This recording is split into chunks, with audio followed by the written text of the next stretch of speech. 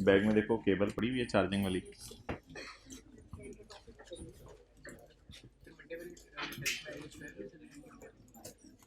जी, Monday वाले test में IS-12 ही होगा और एथिक्स के MCQs होंगे, मोबाइल की चार्जिंग केबल। अच्छा, पास पेपर का क्वेश्चन 5 निकालें होमवर्क में जो किया था साथ वाले ने।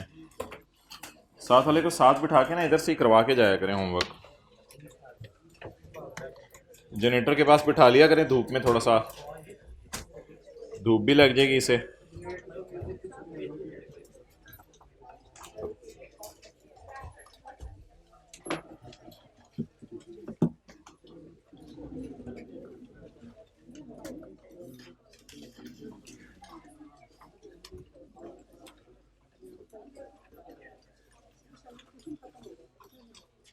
किन्ना शिन्ना डाल के ले आया करो बैग में, आ गए हैं थोड़े बहुत। धूप में बैठ के बाहर खा लिया करो।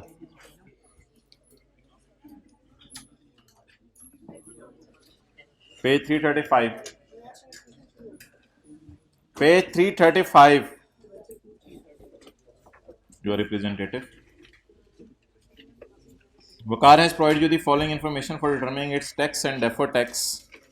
ये क्या मतलब है? For determining it's tax and deferred tax, फिर ये करंट टैक्स होगा फॉर 2006 एंड 7। अच्छा, क्लास का टाइम होता है, चलिए किसके लिए होता है वो। Determine the deferred tax expense for 2006 and 7। ये जो डेफर्ड टैक्स एक्सपेंस है ना 6 एंड 7 का, इसका मतलब है एज ऑन नहीं पूछ रहा, डेफर्ड टैक्स का अकाउंट बनाना है और उसमें DTE जो है वो पूछ रहा है। DTE पूछ रहा है 6 और 7 का, जो टी अकाउंट के अंदर बैलेंसिंग आना है।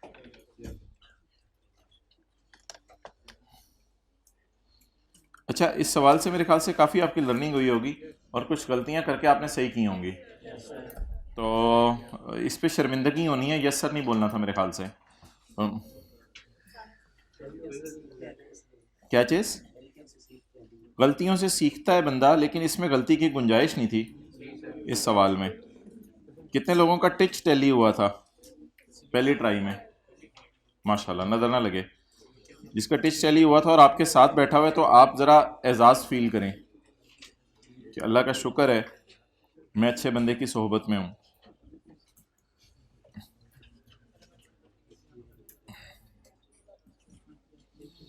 अच्छा, बस कर देना अब रैपर, जो भी खाना है खा के आया करें। During the year ended 31 December 2007, the company's accounting profit before tax amounted to 40 और 2006 का 30। 40 और 30 करंट टैक्स की वर्किंग में। The profit includes capital gain income of 10 and 8 which are exempt from tax. अच्छा, ये ना अब इनकम एग्जेम्प्ट है, इसका मतलब ये नहीं कि ये रिसीवेबल भी है कि इसे डेफर टैक्स की वर्किंग से गुजारें। भाई धूप नहीं है, हाथ हटा। अच्छा, ये इनकम एग्जेम्प्ट है। अच्छा, मुस्कुरा तो दिया करना, कोई टीचर बात करे, लगता है अगले ने फील कर लिया है, ठीक है, मुस्कुरा दिया करे फौरन। अच्छा, तो ये कैपिटल इनकम एग्जेम्प्ट है। अब एग्जेम्प्ट इनकम को हमने रिसीवेबल में तब डालना है जब लिखा हो रिसीवेबल है। कि एसी चला दो यार, ये वाला एसी चला दो। अब क्या है? अब रिसीवेबल नहीं है, बस रिसीव है। तो अब प्रॉफिट में पड़ी हुई है तो क्या करें? निकाल दें, निकल जाओ। लेकिन इसको हाईलाइट कर लें क्योंकि इसकी वजह से रिकॉन्सिलेशन आउट होगी, जो मांगी नहीं। अकाउंटिंग वालों की BV of fixed assets as on 31/12/5 were as follows. 31/12/5 were as follows. 31/12/6 और 7 की हमें निकालनी पड़ेगी, ठीक है। मशीनरी की कॉस्ट आ रही है, अकम्युलेशन आ रही है, WDV आ रही है। असल में ये अकम्युलेटेड डिप्रिसिएशन 31/12/5 तक की है, पता नहीं कब के खरीदे हुए एसेट्स, हमें क्या पता। और ये WDV देख लेते हैं अभी, 31/12/5 की है। नो एडिशंस और disposals were made in 2006 and 2007। Okay, अब स्टिल सवाल ने हमें सड़क पे खड़े किया हुआ है। अब आपके पास ऑप्शन क्या अवेलेबल है? आपके पास ऑप्शन ये अवेलेबल है कि आप कॉस्ट और अकम्युलेशन का अकाउंट अलग भी बना सकते हैं, या आप मशीनरी और फर्नीचर का अकाउंट बुक वैल्यू पे भी ओपन कर सकते हैं। मशीनरी वॉज एक्वायर्ड ऑन यकम जनवरी 5। ये मशीनरी हमने बाय की थी 1 जनवरी 5 को and is being depreciated on straight line basis over life of 8 years। जरा आप पकड़ें कैलकुलेटर, 200 को डिवाइड करें 8 से, 25। इसका मतलब है भी 1 साल ही डेप्रिशिएट हुआ है, क्योंकि 1 जनवरी 5 को खरीदा और 31/12/5 तक 1 साल डेप्रिशिएट हुआ है, तो ये 1 साल की डेप्रिसिएशन, ये तो ऑलरेडी रिकॉर्डेड है, बस कुछ भी नहीं करना है। 31/12/5 तक कितना डेप्रिशिएट हो गया। टैक्स वालों की WDV मशीनरी की 31/12/5 की 90 मिलियन है। टैक्स वालों की बीवी 31/12/5 की कितनी है? 90। ये टैक्स वालों की बीवी हो गई। 31/12/5 की क्लोजिंग या 6 की opening. Furniture and fitting are also depreciated on straight line base at the rate of 10% per annum. Furniture और फिटिंग 10% पर एनम के एतबार से डेप्रिशिएट हो रहे हैं। इसकी मेरे ख्याल से इसने डेट ऑफ परचेज नहीं दी हमें कि ये कब खरीदे हैं। Tax base of furniture and fitting was 40.5, ये 40.5 है। अब हमें क्या चाहिए? हमें अकाउंटिंग वालों का ये जो फिगर्स हैं, ये अकाउंटिंग वालों की हैं और ये टैक्स वालों की हैं। और ये कब की हैं? 31/12/5 की ओपनिंग बीवीज हैं, क्लोजिंग बीवीज हैं, जो 1 जनवरी 6 की ओपनिंग बीवीज बनेंगी। हमें अकाउंटिंग वालों का डेप्रिसिएशन रेट चाहिए और टैक्स वालों का डेप्रिसिएशन रेट चाहिए। तो अकाउंटिंग वाले 8 साल पे डेप्रिशिएट कर रहे हैं और अकाउंटिंग वाले 10% पे डेप्रिशिएट कर रहे हैं। फर्नीचर और मशीन की अलग अलग डेप्रिसिएशन है। और अगली बात,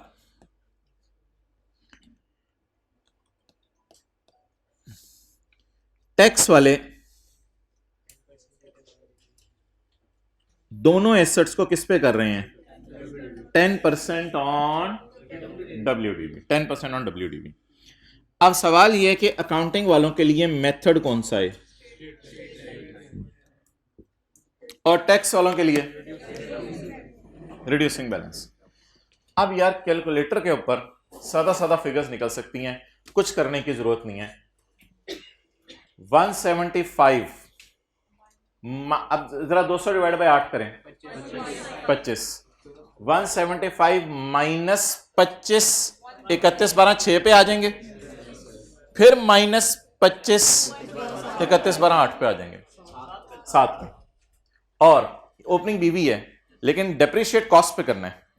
50 इंटू 10%, 5, तो 40 माइनस 5 35, और 35 माइनस 5 30।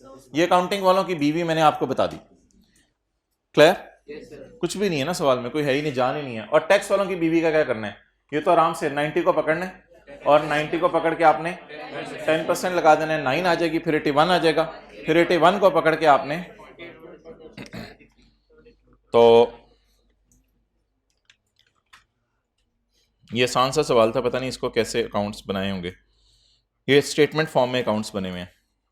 175 माइनस 25 माइनस 25 और 40 माइनस 5 माइनस 5 और 90 minus 9 minus 8.1, WDV 40.5 minus 4.05 minus 3.6। Okay, accounting depreciations और टैक्स डेप्रिसिएशन की एडजस्टमेंट कर देनी थी और डेफर्ड टैक्स की कैलकुलेशन कर लेनी थी। अब मसला क्या था? मसला है सिर्फ लॉसेस का। लॉसेस आपने मेरे साथ समझने हैं जरा। टाइम पे आया करें ना हाइब्रिड में, कौन पूछने वाला है? अच्छा, अगर किसी साल लॉस आ जाए और वो लॉस ही रहे, यानी वो लॉस है और वो लॉस ही है ईयर एंड के ऊपर, इस लॉस को इस साल डालने डेफर्ड टैक्स की वर्किंग में, इस साल जिस साल का वो लॉस है उस साल डालने डेफर्ड टैक्स की वर्किंग में, और अगले साल इस लॉस को करंट टैक्स में माइनस करना है। ये जरा समझिएगा, ये मैंने क्या कहा है। 31 दिसंबर 5 को ये लॉस अनयूज्ड है, यानी इस पे हमें फ्यूचर में सेविंग होनी है। कैसे सेविंग होनी है? फ्यूचर में जब भी कभी आएगा प्रॉफिट में से ये लॉस हम माइनस करेंगे, और जब फ्यूचर में करेंगे माइनस, तो माइनस करने पे हमें टैक्स कम देना पड़ेगा। तो आज खड़े होके फ्यूचर में सेविंग आनी है, इस पे डायरेक्ट डेफर्ड टैक्स एसेट बना दें, लेकिन 31/12/5 की रात पे खड़े होके, और आपको पता था DTL slash A as on की 3 वर्किंग्स करनी थी, क्योंकि लिख लें DTL का ओपनिंग नहीं दिया हुआ था, DTL का ओपनिंग सवाल में नहीं दिया हुआ था। ओके, तो 31/12/5 को आप अगर एक चीज नोट करें, ये हमने एक फिगर निकाली हुई है। ये कितने लोगों ने घर में निकाली थी जरा बता दें। जिस साल का लॉस है उस साल खड़े होकर सोचें कि फ्यूचर में ये सेविंग करके देगा, तो अभी से इस पे क्या बना लें, एसेट बना लें। अब इस लॉस को अगले साल की करंट टैक्स में एग्जैक्ट 75 क्या करने की कोशिश करनी है, माइनस करने की कोशिश करनी है। अब देखें जाके 5 में इसका क्या बनाया, डेफर्ड टैक्स एसेट, क्योंकि 5 में प्रॉफिट्स नहीं थे, सिर्फ लॉसेस थे। इस लॉस का नाम था अनयूज्ड। 6 में इसे यूज करें। अब 6 में अगर आप ये ऐसे हेडिंग बना लेना तो बड़ा जबरदस्त हो जाए, ऐसे 6 में इसको माइनस करने की कोशिश करें। क्या ये अनयूज्ड यूज हो गया या स्टिल अनयूज्ड है, स्टिल अनयूज्ड है। अब क्या करें, हमारे साल के एंड पे खड़े होकर इस पर क्या फ्यूचर में, मुझे तो नहीं मतलब फ्यूचर में क्या होना है, क्या इस पर फ्यूचर में टैक्स बचेगा, बचेगा। अब क्या करें, जो हमारे साल के लॉसेस बचे पड़े हैं उन पर इस साल क्या बनाएं, और हमारे साल 6 में इस पे डेफर्ड टैक्स एसेट बना के इसे कोशिश करें 7 में माइनस करने की। तो अब बताएं हुआ क्या, 5 का लॉस था तो 5 में इसको डेफर्ड टैक्स की वर्किंग में डालें, क्योंकि फ्यूचर में सेविंग होनी है ना। 5 में इसको डेफर्ड टैक्स की वर्किंग में डालें, क्योंकि ये अनयूज्ड है। 6 में इसे यूज करें करंट टैक्स में डाल के। अगर यूज ना हो सके तो फिर अनयूज्ड है, अगेन अनयूज्ड को डेफर्ड टैक्स की वर्किंग में लेके जाना है। इस पे फ्यूचर में सेविंग इंशाल्लाह होनी है, इसलिए इसको अनयूज्ड कह रहे हैं। अब अनयूज्ड को अगले साल यूज करें। अब कोई अनयूज्ड नहीं बचा, इसलिए 2007 में डेफर्ड टैक्स की वर्किंग में। ठीक है जी, अब आप लिख लें 31/12/5 में लॉस अनयूज था, इसको डेफर्ड टैक्स की वर्किंग में लेके जाना है। मसला कल से नहीं होना चाहिए, ये जो दर्ज होगा। 31/12/5 को लॉस अनयूज था, इसलिए डेफर्ड टैक्स की वर्किंग में ले जाएं।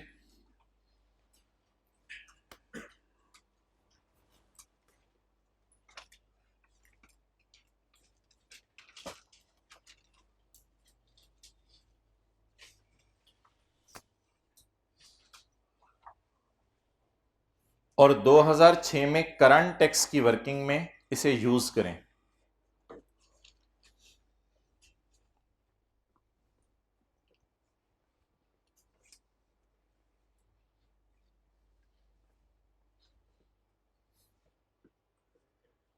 दो 2006 में करंट टैक्स की वर्किंग में इसे यूज करने की कोशिश करें, या यूज करें, जैसे मर्जी लिख लें। 2006 में करंट टैक्स की वर्किंग में इसे यूज करें, बस अब आगे ना लिखें। अच्छा जी, इसके ऊपर हेडिंग दे दें 75 रुपीज कि 75 के साथ सलूक करना है जी। हाइब्रिड में कौन पूछने वाला है, जब मर्जी आए। अच्छा, अब आप मुझे जबानी बता दें, क्या 6 में सारा यूज हो गया, या 6 में करंट टैक्स की वर्किंग में सारा यूज नहीं हो सका, सारा यूज। क्या अब भी कोई अनयूज्ड है, तो अनयूज्ड का क्या करना होता है, डेफर्ड टैक्स बनाना होता है, और फिर अगले साल उसको करंट टैक्स की वर्किंग में यूज करना होता है। ये बस एक छोटा सा कॉन्सेप्ट था इस सवाल में। और एक और कॉन्सेप्ट था रेट चेंज का। रेट चेंज का कॉन्सेप्ट क्या था,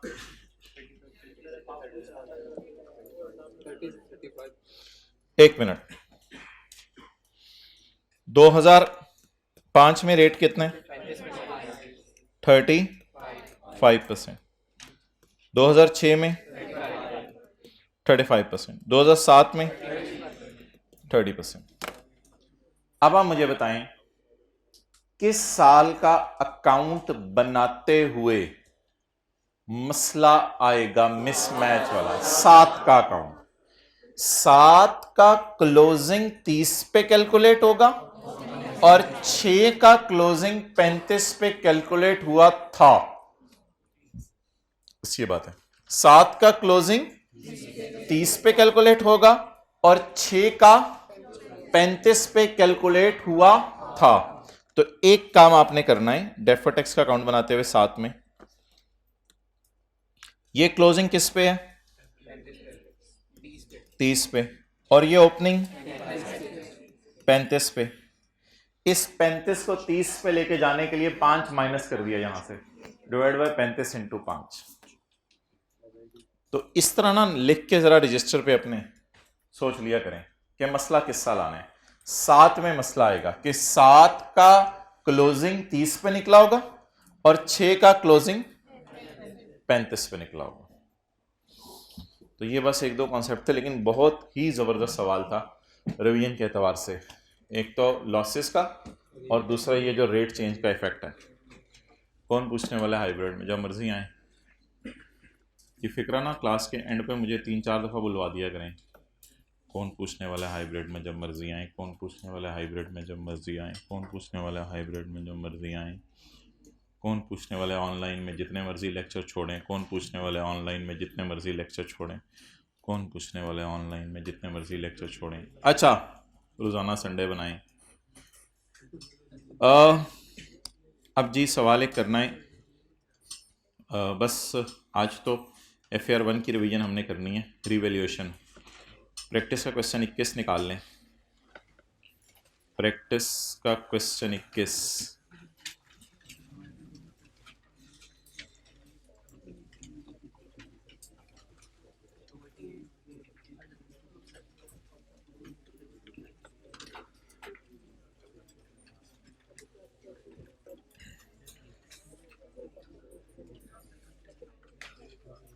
ओके,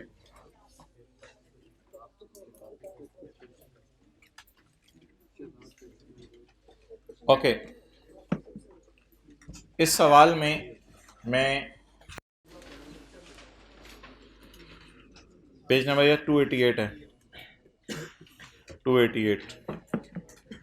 इस सवाल में मैं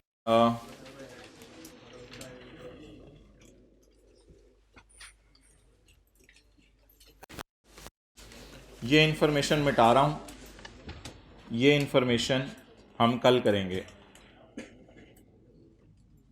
इसको IAS 12 के साथ मिक्स करना है, तो ये कल करेंगे। फ़िलहाल हम सिर्फ FAR 1 वाली जो रिवैल्यूएशन है उसको आज रिवाइज करेंगे बस। Shahzad textile mills limited purchased a plant for ₹500 on Yakam July 2010. The plant has an estimated useful life of 10 years and no residual value. STML uses revaluation model for subsequent measurement of its PP and accounts for revaluation on net replacement value method. ये मुझे अभी मैं entries कराऊंगा तो फिर बताऊंगा इसको net replacement method क्यों कहते हैं। The details of revaluation performed by independent valuer are as follows. Fair values हमारे साल के एंड पे दी हुई हैं या अगले साल के स्टार्ट पे दी हुई हैं? अगले साल के स्टार्ट पे दी हैं। हमने एसेट बाय किया यकम जुलाई 10 को, तो 30 जून 11 की फेयर वैल्यू नहीं दी हुई, बल्कि यकम जुलाई 11 की। मोबाइल यूज़ हो रहा है। यकम जुलाई 10 को हमने एसेट खरीदे, तो फेयर वैल्यू कब की देनी चाहिए? 30 जून 11 की या यकम जुलाई 11 की? मर्जी है सवाल वाले की 30 जून 11 की देनी है, 30 जून 11 को दे दे। यकम जुलाई 11 को फेयर वैल्यू लगवानी है, यकम जुलाई 11 को लगवा लें। तो फेयर वैल्यूज साल के एंड पे कैलकुलेट हो रही हैं या अगले साल के स्टार्ट में? अगले साल के स्टार्ट में। अच्छा,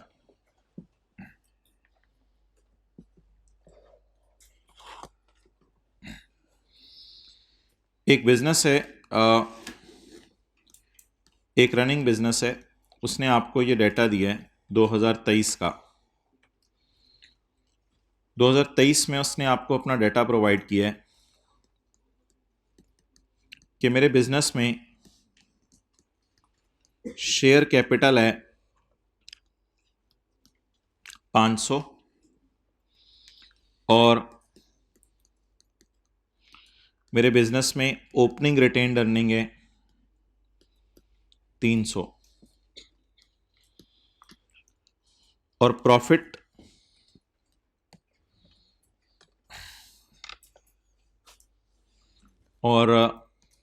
आया है 2023 में 70 का और रिवैल्यूएशन सरप्लस आया है। रिवैल्यूएशन सरप्लस होते हैं हम एसेट्स को मार्केट वैल्यू के ऊपर ले गए। रिवैल्यूएशन सरप्लस हमें आया है एसेट के ऊपर 20 का। अब इसने ये कहा है आप मुझे फाइनेंशियल स्टेटमेंट्स के एक्सट्रैक्ट्स बना के दिखाएं। फाइनेंशियल स्टेटमेंट्स के एक्सट्रैक्ट्स बना के दिखाएं। अब इसका जो प्रॉफिट एंड लॉस है इसे कहते हैं SOCI, statement of comprehensive income. सबर, it comprises of two things, P&L, sale, cost of cell,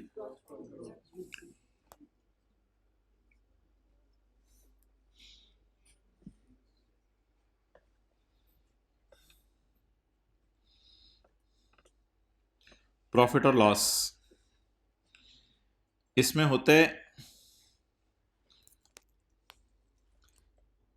cell, cost of sales, फिर होते हैं ग्रॉस प्रॉफिट, फिर होते हैं एडमिन एक्सपेंसेस, फिर होते हैं सेलिंग एक्सपेंसेस, फिर होते हैं इंटरेस्ट एक्सपेंस। ये 3 मेजर खर्चे होते हैं। इधर देख लें, ऊपर ही देखना पड़ेगा ना, ये तो इधर बना हुआ है। Sales minus cost of sales is equal to gross profit minus admin expenses minus distribution expenses minus finance cost and plus other income. Plus other income, other income plus होती है। इसके बाद आ जाते हैं प्रॉफिट बिफोर टैक्स, फिर आते हैं tax, इसमें CT DT दोनों होते हैं, फिर आते हैं प्रॉफिट फॉर द ईयर जिसे कहते हैं प्रॉफिट आफ्टर टैक्स। अच्छा, ये जो होते हैं ना, ये इसे कहते हैं प्रॉफिट और लॉस, प्रॉफिट और लॉस अकाउंट। लेकिन इन्होंने अगले सफ़े पे स्टेटमेंट ऑफ कॉम्प्रिहेंसिव इनकम बनाई है। स्टेटमेंट ऑफ कॉम्प्रिहेंसिव इनकम, इसमें वो प्रॉफिट भी ले आए हैं वही वाला 1346 वाला, और ऐड है अदर कॉम्प्रिहेंसिव इनकम। क्या है जी? Other comprehensive income. तो जब आप प्रॉफिट फॉर द ईयर में अदर कॉम्प्रिहेंसिव इनकम ऐड कर देते हैं तो इसे कहते हैं total comprehensive income for the year. इसे कहते हैं total comprehensive income for the year. अच्छा, एंटिटीज आजकल 2 सफ़ों पे बना रही हैं SOCI।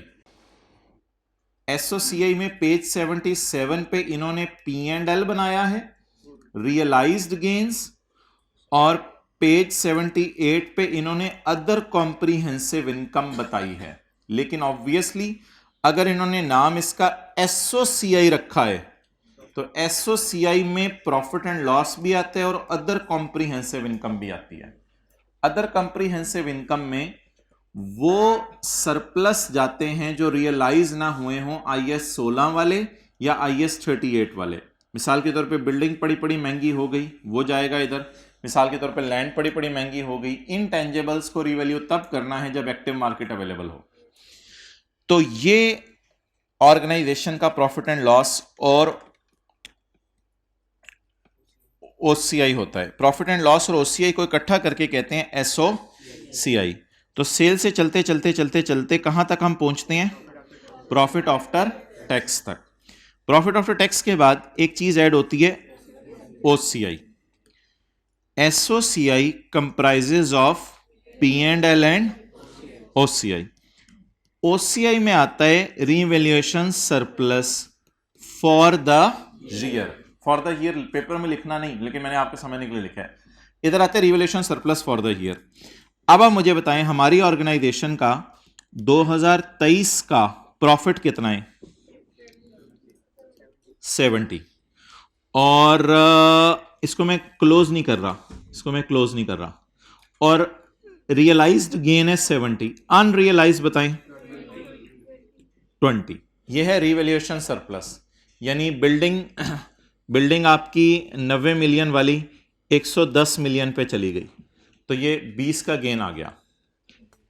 इस 90 को हम कहते हैं टीसीआई। ये लफ्ज सुना हुआ एफआर 1 में, टीसीआई, टोटल कॉम्प्रीहेंसिव इनकम। इस 90 को कहते हैं टोटल कॉम्प्रीहेंसिव इनकम। इसके बाद एक चीज बनती है बैलेंस शीट में फिगर्स लेके जाने से पहले, that is called as statement of changes in equity. Equity comprises of share capital, retained earning and revaluation surplus. Equity comprises of three things. जो पिछले साल का क्लोजिंग कैपिटल होता है वो इस साल का ओपनिंग कैपिटल होता है। जो पिछले साल की क्लोजिंग रिटेन्ड अर्निंग होती हैं वो इस साल की रिवैल्यूएशन सरप्लस के बारे में उसने हमें कुछ बताया नहीं। ठीक है, अब पैट जो है वो जाता है रिटेन्ड अर्निंग में 70, और जो revaluation surplus for the year है वो जाता है रिवैल्यूएशन सरप्लस के अंदर। इसका एक तरीका ये भी होता है कि आप इधर लिख के इधर टीसीआई लिख दें, तो हम फिलहाल प्रॉफिट आफ्टर टैक्स 70 और revaluation surplus for the year 20। अच्छा जी, रिवैल्यूएशन सरप्लस ट्रांसफर होता है रिटेन्ड अर्निंग में, वो आज देखेंगे हम क्यों। मिसाल के तौर पे 20 में से 3 रुपए, या चलें 20 में से 2 रुपए, तो रिवैल्यूएशन सरप्लस ट्रांसफर होता है रिटेन्ड अर्निंग में। ट्रांसफर की एंट्री होती है रिवैल्यूएशन सरप्लस डेबिट और रिटेन्ड अर्निंग क्रेडिट।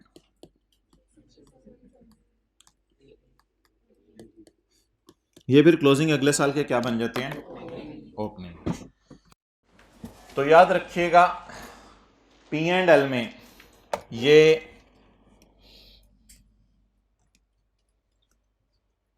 दो, या एसओसीआई में एक काली नहर है और एसओसीआई के अंदर एक लाल नहर है।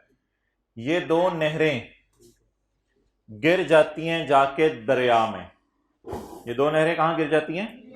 दरिया में। 70 यहां नजर आने लग जाता है और 20 यहां नजर आने लग जाता है, और ये दरिया से चीजें समंदर में चली जाएंगी। यहां से ये तीनों चीजें उठेंगी और ये तीनों चीजें उठ के चली जाएंगी बैलेंस शीट के अंदर। ये तीनों चीजें हमारी बैलेंस शीट के अंदर शो होने लग जाएंगी।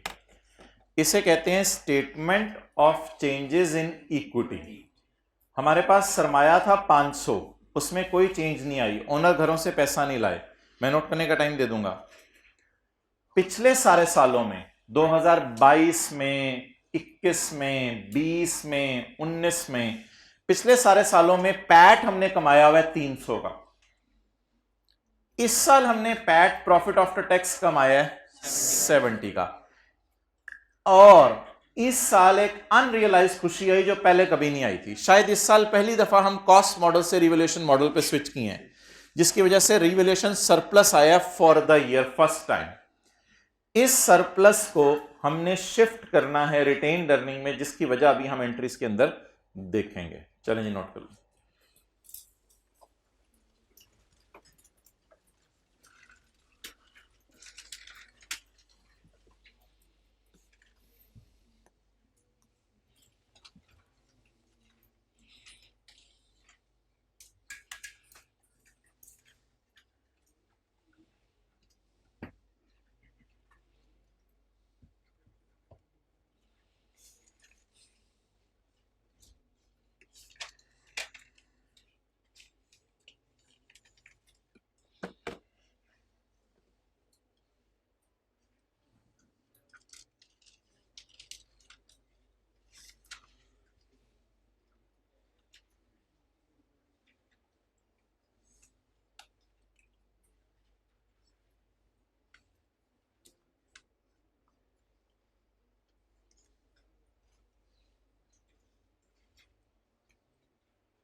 गप्पे मारे हैं बच्चे, लंबी लंबी गप्पे।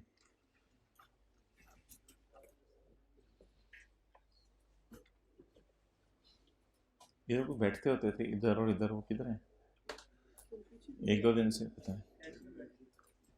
अच्छा, तू नजर रखी हुई है पूरी क्लास में।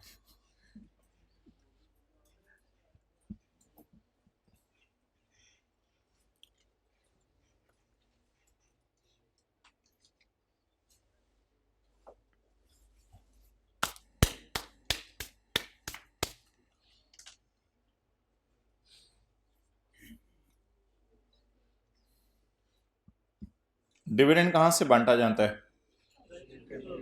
रिटेन्ड अर्निंग से। रिटेन्ड अर्निंग से, सरप्लस में से डिविडेंड नहीं दिया जाता, रिटेन्ड अर्निंग में से दिया जाता है। मरहबा मरहबा मरहबा मरहबा भाईजान, माशाल्लाह। आप लेट क्यों आए आज? क्या क्या जुमे की तैयारी कर रहे थे? फिर इसके बैग में देखो टोपी पड़ी हुई है, मफलर है।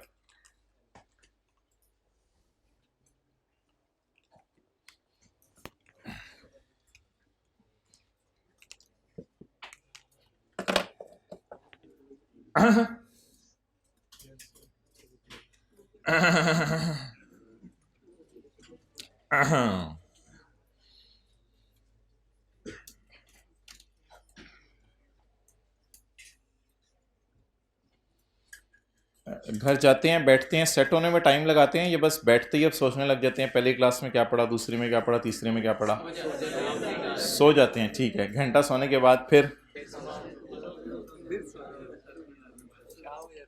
Shahzad textile mills limited purchase. भाई दुनिया बहुत तेज है, जो पढ़ने वाले हैं ना वो बहुत आगे निकल जाएंगे, और दुनिया आपको नहीं छोड़ेगी, आपने खुद ही दुनिया के साथ भागना है। बहुत तेज भागने लग गई है दुनिया।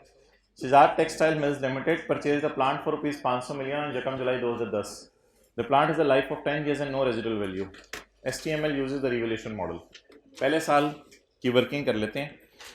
अच्छा, डिफरेंट टीचर्स ने डिफरेंट स्टूडेंट्स से पढ़ा होगा या डिफरेंट स्टूडेंट्स ने डिफरेंट टीचर्स से पढ़ा होगा? डिफरेंट स्टूडेंट्स ने डिफरेंट टीचर्स से पढ़ा होगा। तो इसलिए आप हजरात जो है, ये जो हम फॉर्मेट बनाने लगे हैं, आपने इसी के ऊपर आना है, आपने किसी और टीचर के फॉर्मेट के ऊपर नहीं जाना।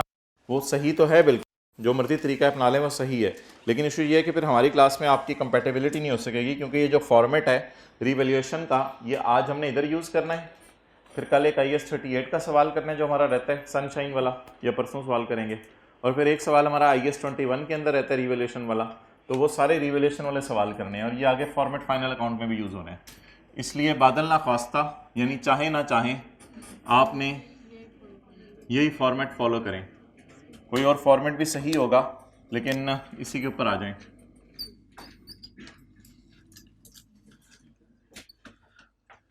Date, description, asset, asset, revaluation, surplus और profit and loss. Profit and loss. अच्छा,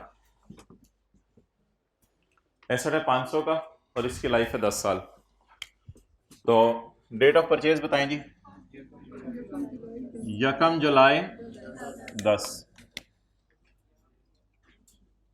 कॉस्ट 500। इस 1 जुलाई 10 वाले एसेट ने कितने साल हमारे साथ रहने? कितने साल? 10 साल। तो इस 1 जुलाई 10 वाले एसेट को 10 साल पे खत्म कर दें। डेप्रीसिएशन जी 500 डिवाइडेड बाय 10, 50, 30 जून 11, और 30 जून 11 को WDB 450।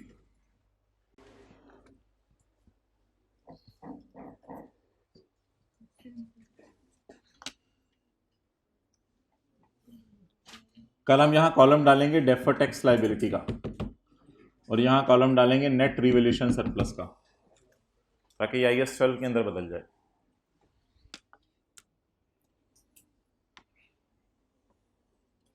ओके, अब आप मुझे बताएं कि यकम जुलाई 10 को जो एंट्री होनी है, ये हमारा ईयर एंड कौन सा पहला वाला?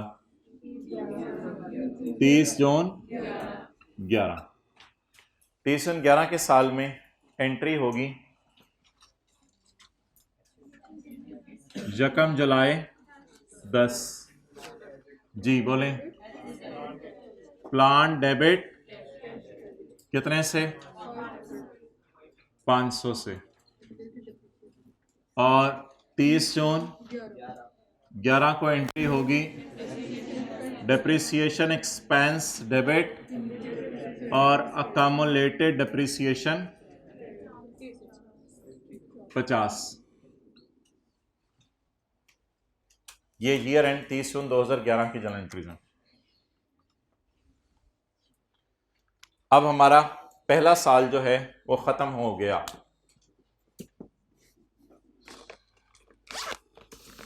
अब हमने एसेट को रिवैल्यू करना है। HTML uses revaluation model. अगले साल के पहले दिन एसेट की मार्केट वैल्यू 630।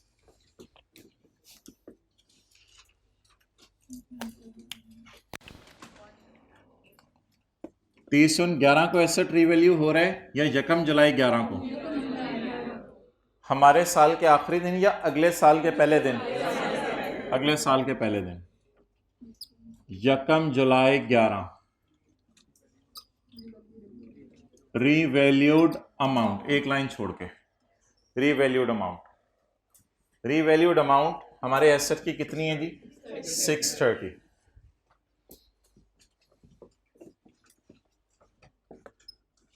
जी अमाउंट 630। बीवी आसमानों पे चली गई। ये देखें ना बुक वैल्यू, आप लोग कुछ और सोच रहे हैं, मैं इस वक्त इधर हूं। बीवी आसमानों पे चली गई 450 हो गए, थल्ले बुला लो। 450 शूट अप करके कहां चला गया? 630 पे। तो रिवैल्यूएशन सरप्लस या रिवैल्यूएशन लॉस? सरप्लस आया, साथ वाले को मुस्कुरा के देख दें। लॉस आएगा तो गमगीन, घुरी नहीं डालनी, वो भाग जाएगा। 1711 रिवैल्यूएशन सरप्लस या revolutionary surplus? Revaluation surplus. Balancing कितने वाली चीज कितने पे चली गई? 450 वाली, इसको बैलेंसिंग निकाला हमने 180।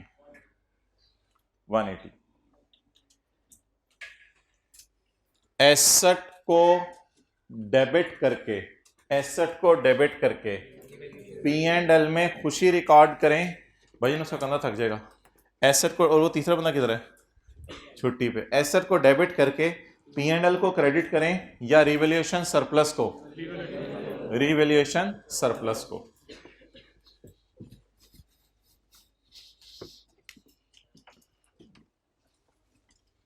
ये मैंने मार्कर डिफरेंट यूज किया था क्योंकि अगला साल शुरू हो गया था, लेकिन एंड पे नजर नहीं आ रहा। ये यकम जुलाई 11 रिवैल्यूड अमाउंट 630। 450 वर्सेस 630, इस तरह की कैलकुलेशन है। 450 वर्सेस 630। तो यकम जुलाई 11 को रिवैल्यूएशन सरप्लस आ गया 180। इसको P&L में अदर इनकम के तौर पे डालें या अनरियलाइज गेन रिकॉर्ड करें? ये जो 180 आया है, इसको 180 को इधर मैं डालूं अदर इनकम में, या अभी मैंने आपको दिखाई थी यहां अदर इनकम आती है, sale, cost of sale, admin, selling expenses, other income. इसको अदर इनकम में डालूं या अदर कंप्रीहेंसिव इनकम में? Other comprehensive income. तो उसको रिवैल्यूएशन सरप्लस हमने कहा 180। अच्छा, अब आप मुझे यहां तक की जर्नल एंट्रीज करवा दें, यहां तक की जर्नल एंट्रीज करवा दें। सवाल कहता है प्लान डेबिट वालों के लिए एक ताजा ताजा तंदूर से निकली हुई चपेड़,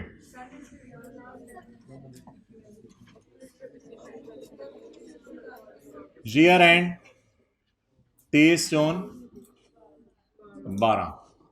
मैं एक रिदम में चलना चाह रहा हूं, इसलिए खरीदने की एंट्रीज और सामने मैं कुछ लिख नहीं रहा, हालांकि डेप्सिन की एंट्रीज के सामने कुछ रिदम बनना है, लेकिन पहले साल को छोड़ने जरा कोई रिदम मजे का नहीं बनेगा, इसलिए मैं जरा यहां से एंट्रीज कर रहा हूं। आप लोग अपनी तरतीब से चलाएं, वो कोई मसला नहीं जी। साल के पहले दिन यकम जुलाई 11 को, यकम जुलाई 11 को आप ऐसा करें कि अकामुलेटेड डेप्रिसिएशन अकाउंट के अंदर जितना बैलेंस पड़ा हुआ है 50 का, उसे एसेट अकाउंट में शिफ्ट कर दें, उसे एसेट अकाउंट में शिफ्ट कर दें। इसकी रीजन ये होती है कि ये एक अकाउंट है asset account, plant account at cost, और ये है अकामुलेटेड, प्लीज अकाउंटिंग डेप्रिसिएशन नहीं, अकामुलेटेड डेप्रिसिएशन अकाउंट। तो हमने प्लांट खरीदा यकम जुलाई 10 का को 500 का। जब हमने यकम जुलाई 10 को 500 का प्लांट खरीदा तो हमें ख्याल आया 30 जून 11 को कि इसको हम डेप्रिशिएट कर दें। कितने से? 50 से, 550। इसके बाद 30 जून 11 को हमारी किताबों में ये प्लांट पड़ा होगा 500 का। 30 जून 11 को हमारी किताबों में ये प्लांट पड़ा होगा 500 का, और 30 जून 11 को इसकी कम्युलेटिव पड़ी होगी 50। जब अगला साल शुरू होगा यकम जुलाई 11 का, तो ये ब्रॉड डाउन आ जाएगा 550, और ये भी ब्रॉड डाउन आ जाएगा 50। अब कैलकुलेशन में मैंने बुक, छोटी छोटी बातें होंगी लेकिन रिवाइज करते रहें जरा। कैलकुलेशन में मैंने बुक वैल्यू शो की हुई है, और टी काउंट्स के अंदर कॉस्ट और अकोमोडेशन अलग अलग नजर आ रही है। तो एक एंट्री रीवैल्यूएशन के दिन हुआ करेगी, अकोमोलेटेड डेप्रिसिएशन अकाउंट को खाली कर दिया जाएगा। अकोमोलेटेड डेप्रिसिएशन, जैसे घर में मेहमान आते हैं ना, तो ड्राइंग रूम में आप अगर बैठे भी हो तो ड्राइंग रूम को खाली कर देते हैं, तो अकोमोलेटेड डेप्रिसिएशन अकाउंट को खाली कर दिया जाएगा। अकोमोडेशन अकाउंट को खाली करने का तरीका 50 को यहां से उठा के घर में कहीं भी फेंक दें, लेकिन हम कहीं नहीं फेंकेंगे, हम एसेट अकाउंट के अंदर फेंकेंगे। इसकी जर्नल एंट्री बड़ी अजीब सी बनेगी। इसकी जर्नल एंट्री बनेगी, यहां प्लांट आएगा और यहां अकोमोलेटेड डेप्रिसिएशन का अकाउंट आएगा। इसको कहते हैं शिफ्टिंग एंट्री, यानी अकोमोलेटेड डेप्रिसिएशन के अकाउंट का एंटायर बैलेंस शिफ्ट कर दिया मैंने किस अकाउंट में? इस एंट्री के असरात ये पड़ते हैं कि अकोमोलेटेड डेप्रिसिएशन अकाउंट अपनी एग्जिस्टेंस लूज कर जाता है। उसको क्यों देख रहे हो? अकोमोलेटेड डेप्रिसिएशन अपनी एग्जिस्टेंस लूज कर जाता है और जीरो पे आ जाता है, और asset account book value show करने लग जाता है। नजर तो नहीं आ रही, लेकिन अगर देखने वाली आंख है तो इससे ज्यादा और क्या नजर आए। 450 पर हमारा एसेट अकाउंट पड़ा हुआ है, यानी एसेट अकाउंट हमारा बुक वैल्यू पर आ गया। सिर्फ ये मकसद होता है, लेकिन इन चक्रों में आपने नहीं पढ़ना।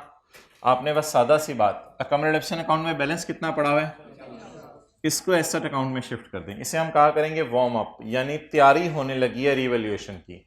तो रीवैल्यूएशन करने से पहले आपने एसेट को वार्म अप करना है, और एसेट को जो है वो किसके ऊपर ले आना है? बुक वैल्यू के ऊपर।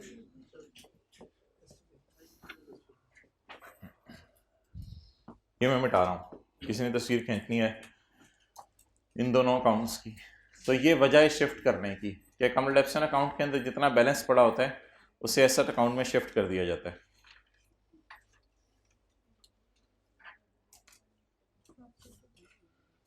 अच्छा,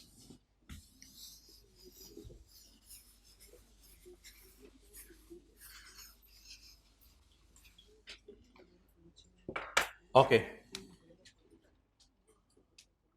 अकोमोलेटेड डेप्रिसिएशन अकाउंट डेबिट और प्लांट अकाउंट क्रेडिट 50 से, ये वाला बैलेंस है जो आपने शिफ्ट कर दिया। Accumulated absent account debit, plant account credit. Revaluation की 2 एंट्रीज हुआ करेंगी, एक और एंट्री रिवैल्यूएशन की होनी है, वही डेट डाल के 1 जुलाई 11। इसमें आपने एसेट को वार्म अप कर लिया हुआ है। अब आपने सिर्फ रिवैल्यूएशन की एंट्री करनी है। इसमें वी आर वेरी लकी कि ये एंट्री हमें यहीं से पता चल जाया करेगी। एसेट बढ़ रहा है या कम हो रहा है? बढ़ रहा है। एसेट डेबिट कितने से? ये एसेट अकाउंट है, एसेट डेबिट। प्लान डेबिट कितने से? 180 से। और रिवैल्यूएशन सरप्लस, ये आपने ले जाना है ओसीआई में। ये ओसीआई का लफ्ज जरूर साथ लिखना जरा। ये सरप्लस आपने ले जाना है ओसीआई में।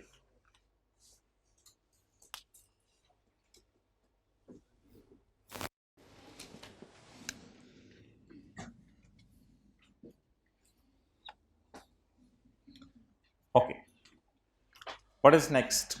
अब हमने एसेट को क्या करना है? डेप्रिशिएट करना है। अब हमने एसेट को क्या करना है? डेप्रिशिएट करना है।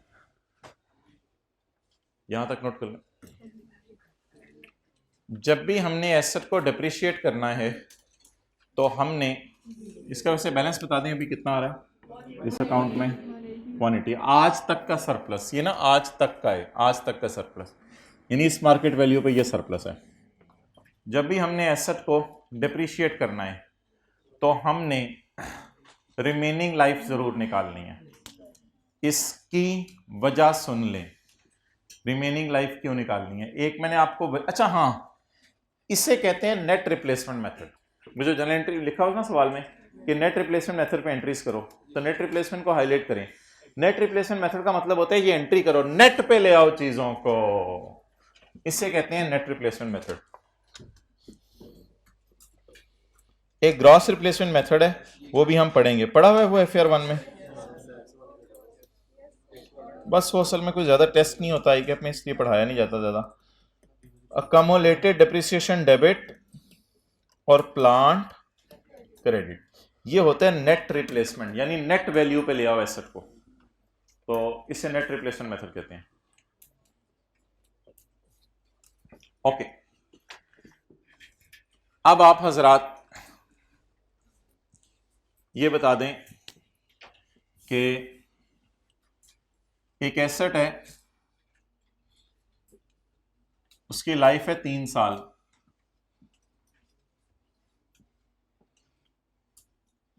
कॉस्ट है इसकी 100, आपने डेप्रिशिएट, कॉस्ट है इसकी 90, आपने डेप्रिशिएट करना था 30 30 30। रिमेनिंग लाइफ निकालने की वजह सुन लें।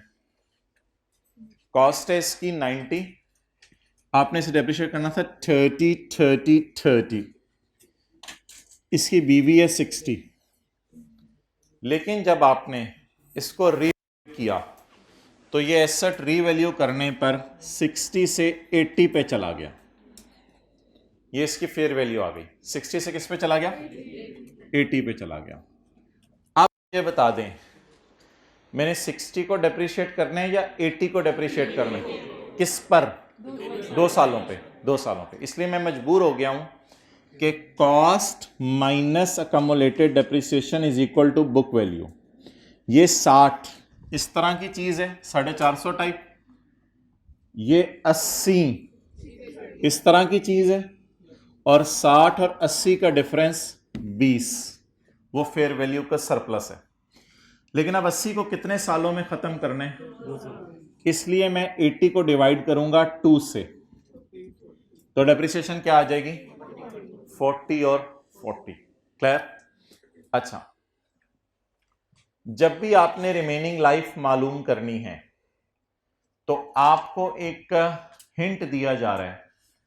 आपने रिमेनिंग लाइफ मालूम करते हुए कभी भी डेप्रिसिएशन निकालते हुए उसके आगे उसकी डेट नहीं लिखनी, वो डेट लिखना आपको कंफ्यूज कर देगा।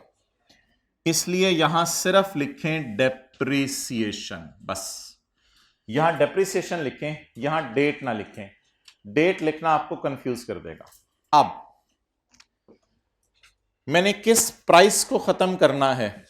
630 को। मार्केट वैल्यू तो आप मार्केट में ये होगी, सवाल में दी हुई थी 630। मैंने किस प्राइस को खत्म करना है? 630 को या 80 को? 630 को। 630 की प्राइस कितने साल, 630 की जो प्राइस वाला एसेट है वो ऑलरेडी कितने साल यूज हो चुके हैं? 1 साल। Total life 10, already used remaining 9 years. इसलिए डेप्शन के आगे डेट नहीं लिखनी। अब आपने पकड़ना है 630 को और डिवाइड कर देने 9 से।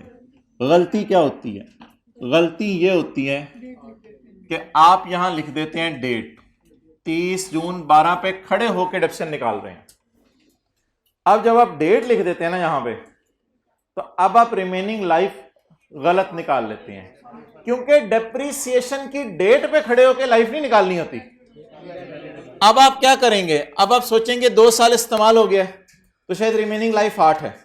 इसको यहां से भी समझें, मैं डेप्रिशिएशन निकाल रहा हूं इधर, डेप्रिसिएशन निकाल रहा हूं इधर, लेकिन रिमेनिंग लाइफ तो यहां खड़े होकर मालूम करूंगा ना।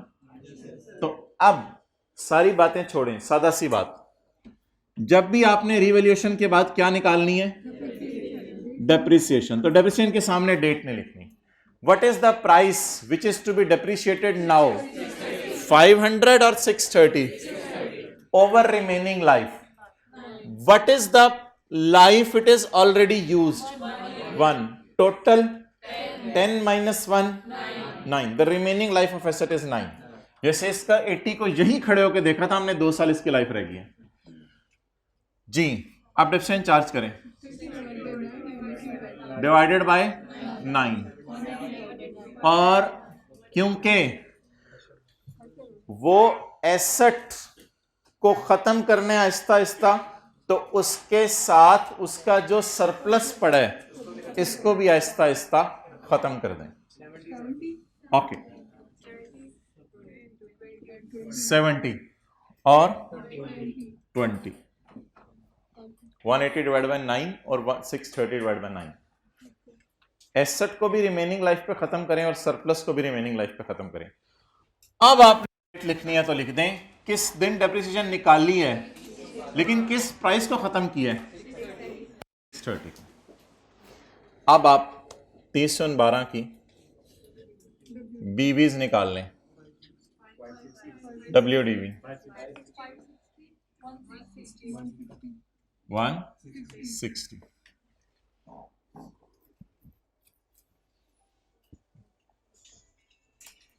ओके, अब 70 रुपए की entry, 30/12 depreciation debit, cumulated depreciation credit 70 से, और सरप्लस डेबिट, सरप्लस डेबिट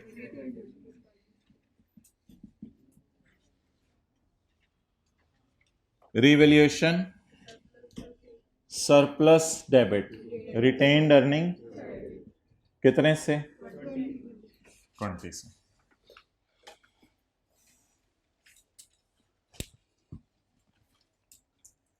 आपने कितनी देर में वापस आना है?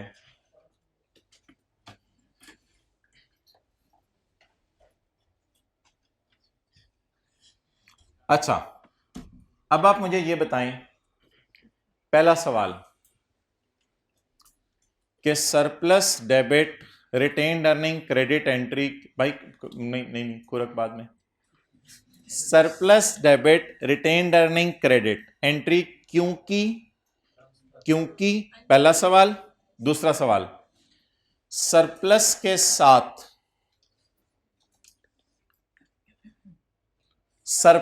साथ ब्रैकेट में ओसीआई क्यों नहीं लिखा? अब ये दो सवाल हैं कि surplus debit retained earning credit entry क्यों की, और दूसरा सवाल कि सरप्लस के साथ ब्रैकेट में ओसीआई क्यों नहीं लिखा।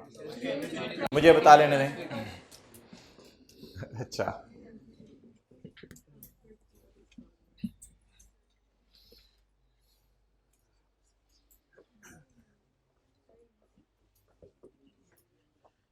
अगर एसेट रिवैल्यू ना होता तो कितना डेप्रिशिएट होता रहता? 50 50 50, 10 सालों में 500 रुपए खत्म हो जाते। अगर एसेट रिवैल्यू ना होता, छोड़ ना वो तस्वीर खींच रहे, इधर देख। अगर एसेट रिवैल्यू ना होता तो कितना कितना डेप्रिशिएट होता? 50 50 50। रिवैल्यू होने की वजह से एसेट कितना डेप्रिशिएट हुआ टोटल? इस 70 में आम हालात की बनिस्बत कितनी इंक्रीमेंटल थी? एक्स्ट्रा। इस डेप्रिसिएशन की वजह से, इस रिवैल्यूएशन की वजह से इस 70 में कितनी इंक्रीमेंटल डेप्रिसिएशन पड़ी हुई है? 20। जब ये 70 आया तो ये 70 जाएगा, इसे इग्नोर करेंगे तो 70 इत्तेफाकन पैट वही है, ये कुछ और है, ये तो हमने अपनी तरफ से डेटा एज्यूम किया था। ये 70 जाएगा डेप्रिसिएशन में। ये 70 कहां जाएगा? डेप्रिसिएशन में। जब ये 70 जाएगा डेप्रिसिएशन में तो डेप्रिसिएशन जाएगी P&L के मुंह पे, ओसीआई में नहीं। जब ये 70 जाएगा डेप्रिसिएशन में तो इसमें 20 होगी आम हालात की बनिस्बत रिवैल्यूएशन की वजह से ज्यादा डेप्रिसिएशन। वो 20 की डेप्रिसिएशन खर्चा होने की वजह से मेरे पैट को कम कर देगी। वो 20 की डेप्रिसिएशन खर्चा होने की वजह से, खर्चे माइनस होते हैं ना, मेरे पैट को कम कर देगी। जब मेरे पैट को वो कम कर देगी तो पैट यहां कम जाएगा, पैट यहां कम जाएगा। जब पैट यहां कम जाएगा तो इसकी वजह से रिटेन्ड अर्निंग कम हो जाएंगी।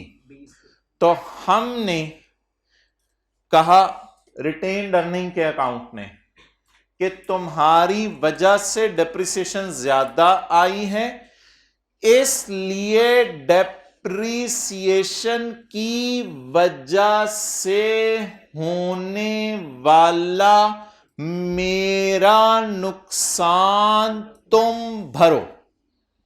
रिटेन्ड अर्निंग ने रिवैल्यूएशन सरप्लस, रिटेन्ड अर्निंग बाजी ने रिवैल्यूएशन सरप्लस आपा को कहा कि 20 का नुकसान मुझे एसेट रिवैल्यूएशन होने की वजह से आया, अर्निंग कम हुई जिसकी वजह से आपका ये फिगर कम हो जानी थी।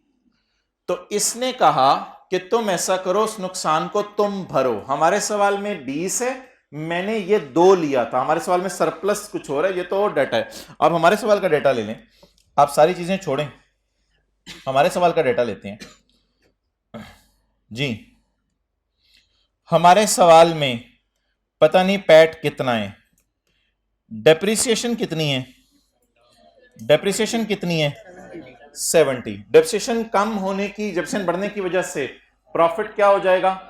कम। कम प्रॉफिट इधर जाएगा। जब कम प्रॉफिट इधर जाएगा तो ये रिटेन्ड अर्निंग को कम कर देगा। अच्छा, सरप्लस फॉर द ईयर कितने? 180। सरप्लस फॉर द ईयर कितना है? 180। 180 सरप्लस फॉर द ईयर इधर जाएगा। मुझे पैट तो हमारे साल का पता नहीं ना कितना है। अच्छा, ये सरप्लस यहां पे चला जाएगा 180। अब हम क्या कहेंगे कि सरप्लस वो नुकसान तुम बर्दाश्त करो, तो सरप्लस को कम करके surplus debit retained earning credit, surplus debit retained earning, लेकिन इस 20 को आपने ओसीआई में रिकॉर्ड नहीं करना। कमी को, इस नहर को आपने इस दरिया में ले जाना है, फिर बराह रास्त दरिया टू दरिया दूसरे दरिया में शिफ्टिंग कर देनी है, बजरिया ओसी रूट नहीं कराना। तो फाइनल अकाउंट के सवालों में इस 20 को हम यहां माइनस नहीं किया करेंगे, बल्कि 180 को इधर लेके आएंगे और 180 को यह कहेगा कि तुमने मुझे कम कर दिया, तो यह कहेगा कमी मुझे दे दो, तुम्हारे में ऐड कर दो ताकि तुम अपनी जगह वापस आ जाओ। तो जो एक्स्ट्रा डेप्रिसिएशन थी वो बताएं किसको कम करती है? पैट को। पैट कम होने की वजह से अर्निंग कम होने का खतरा होता है। उस खतरे को कवर करने के लिए नुकसान ये बर्दाश्त कर लेता है और ये अपनी जगह पे रिवर्स होके वापस आ जाता है, क्योंकि इसमें ये फिगर अब हम ऐड कर रहे हैं। तो सरप्लस कम करके डेप्रिसिएशन ने हिट किसको किया था? सोचें दूर से, रिटेन्ड अर्निंग को। डेप्रिसिएशन ने हिट किसको किया था? पैट को। पैट की वजह से क्या हिट हो गया? रिटेन्ड अर्निंग को वापस अपनी जगह पे ले आए, रिटेन्ड अर्निंग क्रेडिट। और किसकी वजह से नुकसान आया? सरप्लस की वजह से ज्यादा डेप्रिसिएशन आई, तो ये नुकसान किसको चार्ज कर दे। लेकिन ये नुकसान आपने P&L के थ्रू सरप्लस को चार्ज करना है, ओसीआई के थ्रू चार्ज करना है, या स्टेटमेंट एंड इक्विटी में जाके चार्ज करना है। इसलिए इसके साथ ब्रैकेट में क्या नहीं लिखना? ओसीआई नहीं लिखना। ये थोड़ी सी बात थी, इसकी वजह। दूसरा साल हमारा क्या हो गया? मुकम्मल। अब किस साल की तरफ मूव करें? तीसरे साल। इसको ना ऐसे कर लेता हूं ना मैं, ये देखें, एक साल ये हो गया और दूसरा साल ये हो गया। चलें जी, आप बता दें अगली रिवैल्यूएशन 30 जून 12 को हो रही है या 1 जुलाई 12 को? अगले साल के पहले दिन हो रही है ना, तो अब अगले साल के पहले दिन इसको रिवैल्यू करते हैं।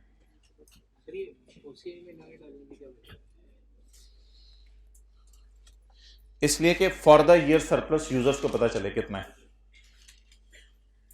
फॉर द ईयर सरप्लस पता चले कितना है। ओके, उसको देखते हैं एक एक करके। जी जी, वो तो फाइनेंशियल स्टेटमेंट्स तो पूरी जाती हैं यूजर्स के पास। अच्छा, 1 जुलाई 12 अगली रिवैल्यूएशन जी 320। वेल डन यार, really appreciate you, came before 5 minutes. अच्छा बताएं जी आप, 1 जुलाई 12 रिवैल्यूड अमाउंट 320। क्या एसेट बीवी आसमानों पे चली गई या जमीन के नीचे? जमीन के नीचे। और आसमान पे जाने का मतलब वो नहीं है जो आप उन मानों में ले रहे हैं, बीवी आसमान पे चली गई, बीवी जमीन के नीचे चली गई। मैं एसेट की बात कर रहा हूं। तो बुक वैल्यू गिर गई, एसेट की फेयर वैल्यू गिर गई, तो बुक वैल्यू को अब नीचे लाना है जी मोहतरम। 1 जुलाई 12 क्या लॉस लिखो? रिवैल्यूएशन सरप्लस या revaluation loss? Revaluation loss, revolutionary loss नहीं, रिवैल्यूएशन लॉस। बैलेंसिंग 240 का क्या आ गया? गम। 240 का गम आ गया। क्या 240 का गम अगर मैं P&L में ले जाऊं ये कह के कि ये रियलाइज्ड टाइप गम है या फोरसीन लॉसेस रिकॉर्ड करने की इजाजत है, फोरसीन गेन्स रिकॉर्ड करने की इजाजत नहीं है। फोरसीन गेन हमने रिकॉर्ड नहीं किया अदर इनकम में, हम अदर कॉम्प्रिहेंसिव इनकम में ले गए हैं, ठीक है। तो फोरसीन गेन हमने P&L में नहीं डाला था, फोरसीन गेन था ना 180 का, फ्यूचर में गेन आ सकता है, तो फोरसीन गेन को हमने P&L में नहीं डाला था, लेकिन फोरसीन लॉसेस को तो P&L में डाला जा सकता है। लेकिन एक सवाल यहां राइज होगा, एक मिसमैच सा हो जाएगा, उधर P&L नुकसान शो कर रहा होगा 240 का, और इधर बैलेंस शीट में सरप्लस नजर आ रहा होगा 160 का। अब 240 का लॉस और 160 का सरप्लस, तो ये अजीब सी चीज होगी, कभी खुशी कभी गम इकट्ठा हो गए, ये अजीब सी चीज है, ठीक है। जैसे बारिश और धूप कभी इकट्ठी हो जाती हैं तो बंदे परेशान हो जाते हैं, यार मैं जा रहा हूं कमरे में, तो ये उस टाइप की कोई चीज बनने की कोशिश कर रहा है। तो बेहतर है, ये नुकसान है 240 का, नुकसान को पहले हुक्म दें कि आपको पता है अगर किसी बंदे को जिंदगी में बड़ा नुकसान आ जाए तो छोटी मोटी खुशियां उसके चेहरे से नजर नहीं आती, ठीक है। किसी बंदे की गाड़ी चोरी हो जाए और उसे आप बर्गर दे दें तो वो उसका चेहरा तो वही बना रहेगा ना, ठीक है। तो गम को कहें मुंह खोलो, मुंह खोलो। अच्छा, गम ने इतना मुंह खोला है कि सारी खुशी को बहुत खा गए, गम मुंह खोल के सारी खुशी खा गए। गम खाएगा खुशियां, बिस्मिल्लाहिर्रहमानिर्रहीम, गम खाएगा खुशियां, तो खुशियां एज ऑन 0। स्टिल कोई गम बाकी है? जिंदगी गमों का दूसरा नाम है, स्टिल कोई गम बाकी है? 80।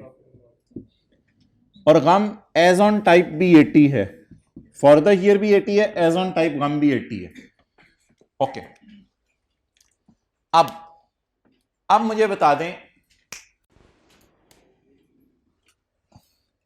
कि 1 जुलाई 12 को जब भी रिवॉल्यूशन हुआ करेगी, किसी भी दिन रिवॉल्यूशन हुआ करेगी, तो रिवॉल्यूशन की 2 एंट्रीज हैं।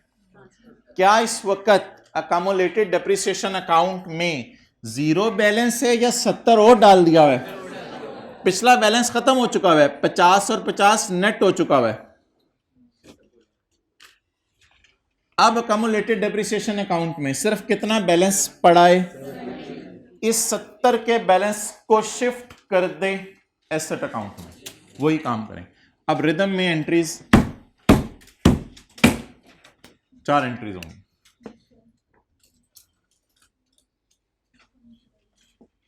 Year ended 30/13।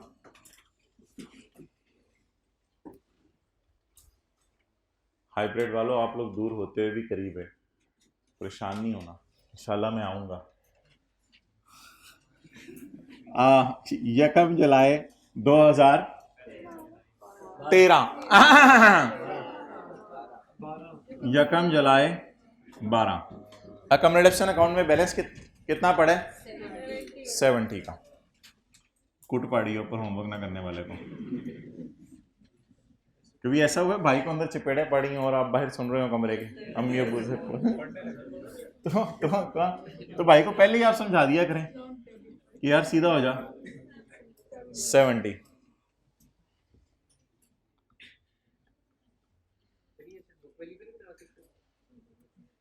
नहीं, एंट्री इसी तरह करनी है अनलेस कि वो खुद कह दे।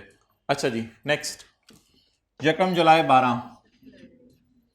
1 जुलाई 12, ये एंट्री बड़ी आसान है। इधर आओ,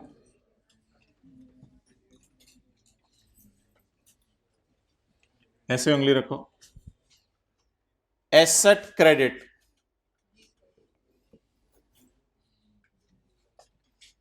बोले एसेट क्रेडिट, काम हो रहा है ना? एसेट, ऐसे कर लो ना,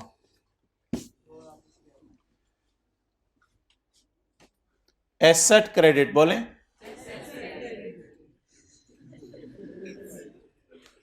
एसेट क्रेडिट। आगे चलो, सरप्लस,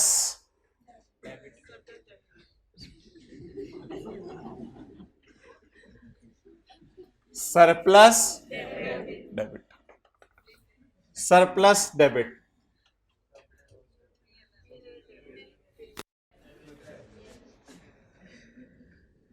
P&L डेबिट। सही, मैं जरा ट्राई देखना। एसेट डेबिट, लो जी, पूरी रात रोंदे रहे, सवेरे उठ के एसेट डेबिट करना थी, बीवी को फिर आसमानों पे ले जाए।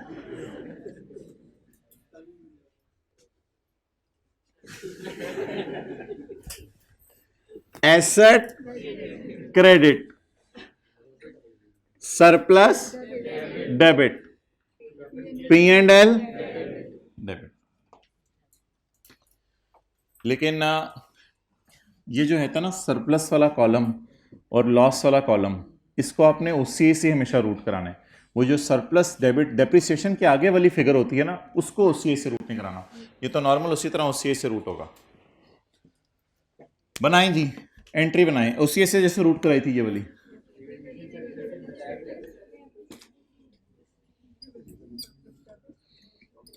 यकम जुलाई 12 जी, तरतीब से एसेट क्रेडिट, ये आप मिटा के गए हो।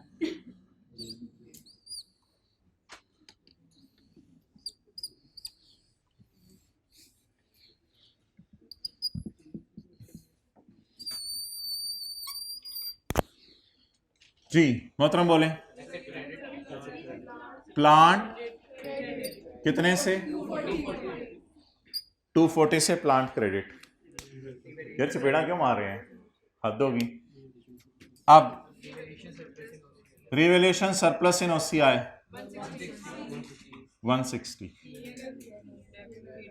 P and L debit 80।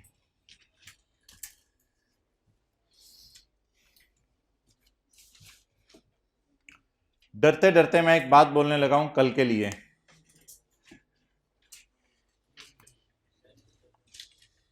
Accounting depreciation, accounting depreciation, accounting loss. Revaluation loss, accounting वालों की नजर में ये लॉस आया ना, अब पता नहीं इसका क्या करना है कल करंट टैक्स की वर्किंग में, वो छोड़ने पड़े। तो डरते डरते एक बात आई है, स्टल की भी कर देते हैं। ये अकाउंटिंग वालों की डिप्रिसिएशन है, ये अकाउंटिंग वालों की डिप्रिसिएशन है, और ये अकाउंटिंग वालों ने पी एंड एल में इस साल डाल दिया रिवैल्यूएशन, पीबीटी तक पहुंचते हुए ये माइनस हो गया होगा, क्योंकि ये रिवैल्यूएशन लॉस है ना, ये रिवैल्यूएशन लॉस है, और ये revaluation loss P and L में गया है, पी एंड एल में गया है, यहां कहीं पैट से ऊपर रिवैल्यूएशन लॉस। जी ये वो नहीं है, ये तो और है। अच्छा ये तो लॉस रिकॉर्ड किया हमने 80 का। एंट्री बोलें जी, plant credit, revaluation surplus in OCI debit, और P and L debit debit debit debit negative है। ओके, हमारा साल अभी मुकम्मल नहीं हुआ, अभी हमारे साल की क्या निकालनी है, डेप्रिसिएशन। डेप्रिसिएशन निकालते हुए डेट ना लिखें, किस प्राइस को खत्म करना है, किस प्राइस को खत्म करना है, 320। ये प्राइस किस दिन है, यकम जुलाई 12। हमारा एसेट किस दिन खरीदा गया है, यकम जुलाई 10, यकम जुलाई 11, यकम जुलाई 12। कितने साल यूज हो गया है, 2 साल। टोटल 10 माइनस 2 छा गए यहाँ कैलकुलेटर के बगैर। अच्छा 8, 320। इस 80 को भी डिवाइडेड बाय 8 करें, फिर इसके ऊपर मैं डिस्कशन करता हूं ये क्यों कर रहा हूं, ये करना जरूरी है। 80 डिवाइड बाय 8 40, 10। इसको ना जरा उल्टे साइन के साथ लिखें, फिर भी डिस्कस करते हैं इसके बारे में। अच्छा जी, आप पहले एंट्रीज कर लें, पहले एंट्रीज कर लें। डेट क्या बनी है, 30 जून 13। तो डिप्रिसिएशन पे डेट आपने बाद में डालनी है। ओके, अब मुझे बताएं 30 जून 13 को depreciation debit, cumulated depreciation credit 40।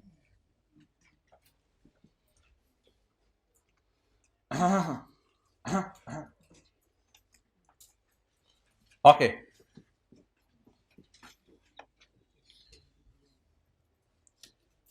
इस 10 रुपए की कोई जर्नल एंट्री नहीं करनी आपने, लेकिन इसको कैलकुलेट जरूर करना है। इस 10 रुपए की कोई जर्नल एंट्री नहीं करनी आपने। लाल बच्चा बगल में, ढंढोरा शहर, ढंढोरा कौन था, इसकी no journal entry, no journal entry.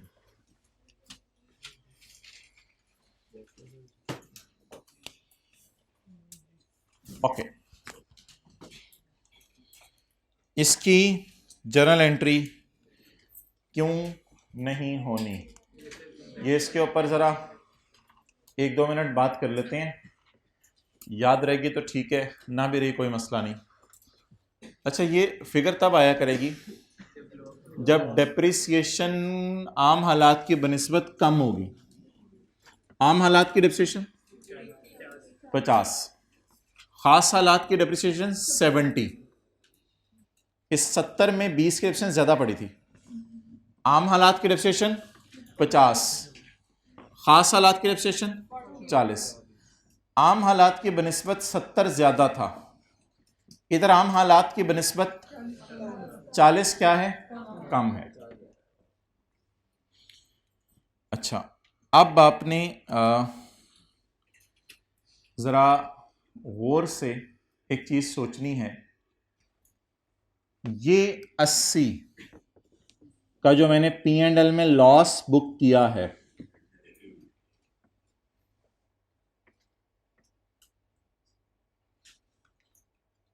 ये असल में फ्यूचर में डेप्रिसिएशन के नाम से बुक होना था।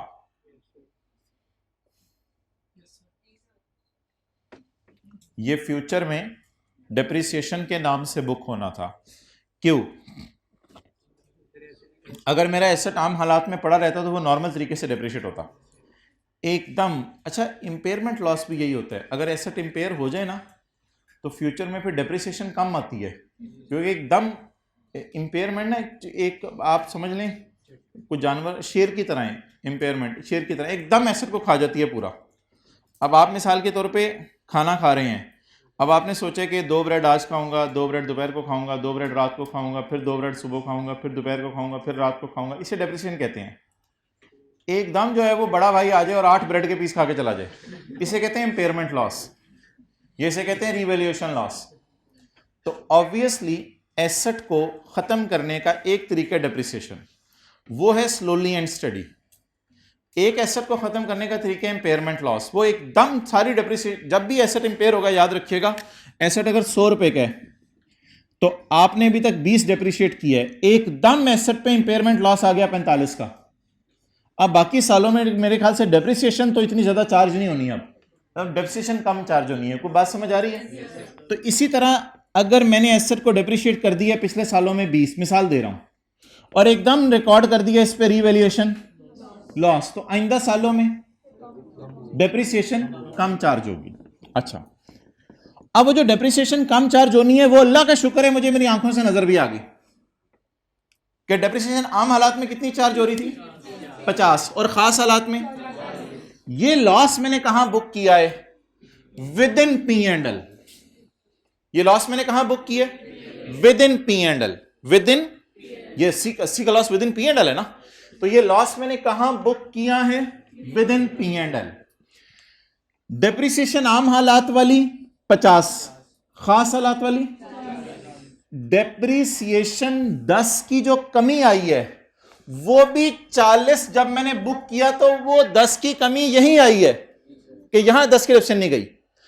अब वो जो 80 था वो भी P&L टाइप चीज है, और डेप्रिसिएशन 40 की वो भी P&L टाइप चीज है। आनी थी 50, आ गई 40। कितनी कम आई, किसकी वजह से, उस 80 की वजह से। वो 80 P&L में पड़ा हुआ है, हमारा साल या पिछला साल जो भी समझ लें, पिछले साल शायद हमारे साल हो, मेरे ख्याल हमारे साल ही है ये, तो वो 80 P&L में पड़ा हुआ है, और ये 40 की डेप्रिसिएशन भी। अब जो P&L में चीजें पड़ी हुई हैं, इन्होंने अपना इफेक्ट डाला है रिटेन्ड अर्निंग पे, इन्होंने अपना इफेक्ट सरप्लस पे डाला ही नहीं। तो इक्का दुक्का कोई बड़ी पुरानी किताबों में एक एंट्री लिखी होती थी, retained earning debit, retained earning credit, चाचू डेबिट चाचू क्रेडिट, चाचू आए चाचू गए, तो बस चाचू आए नहीं ना, वो छोड़े परे। तो इस तरह की कोई एंट्री लिखी होती है, where does this 80 go, where does this 40 go, P and L. This 80 and 40 both go in.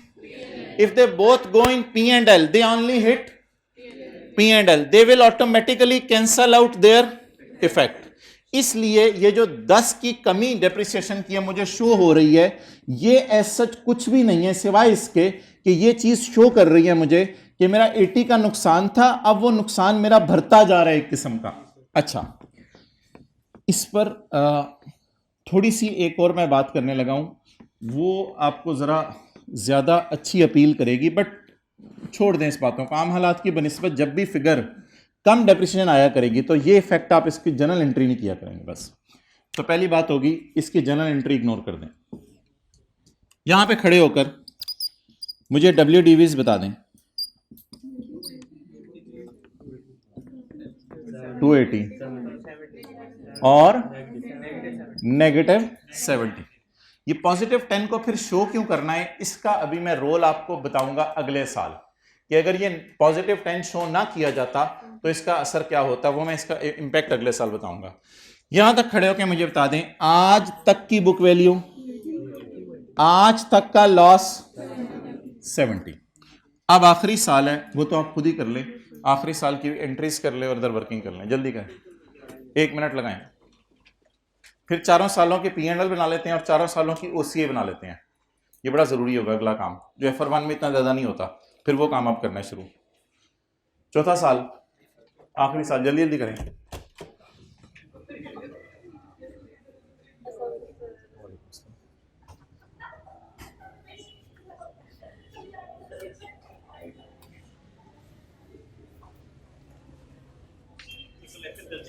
कहाँ से लाए हो? पंजाब यूनिवर्सिटी से? अस्सलाम वालेकुम सर, क्या हाल है?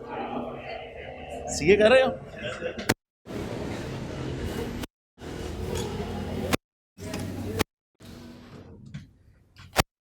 बाजू पे नहीं लगती सर, जल्दी करो।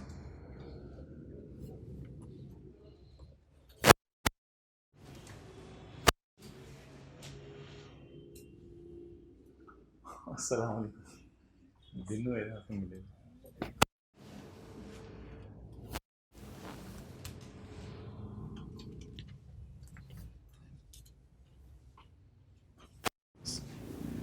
वॉलेट, 2 बॉल पॉइंट्स, एक हाइलाइटर, एक घड़ी, एक कैलकुलेटर, माशाल्लाह, अल्लाह बरकत दे।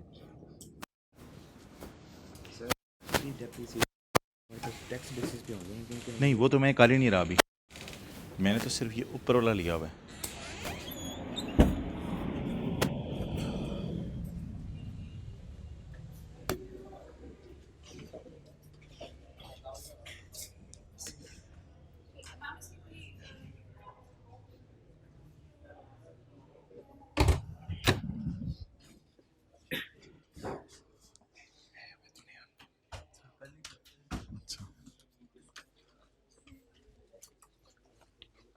ओके,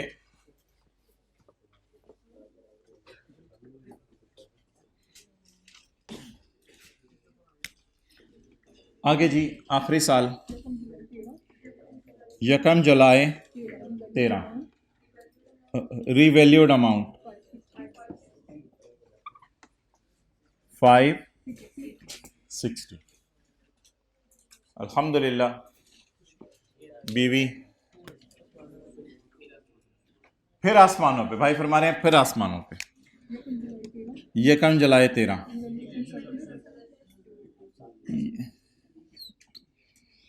रीवैल्यूएशन सरप्लस बैलेंसिंग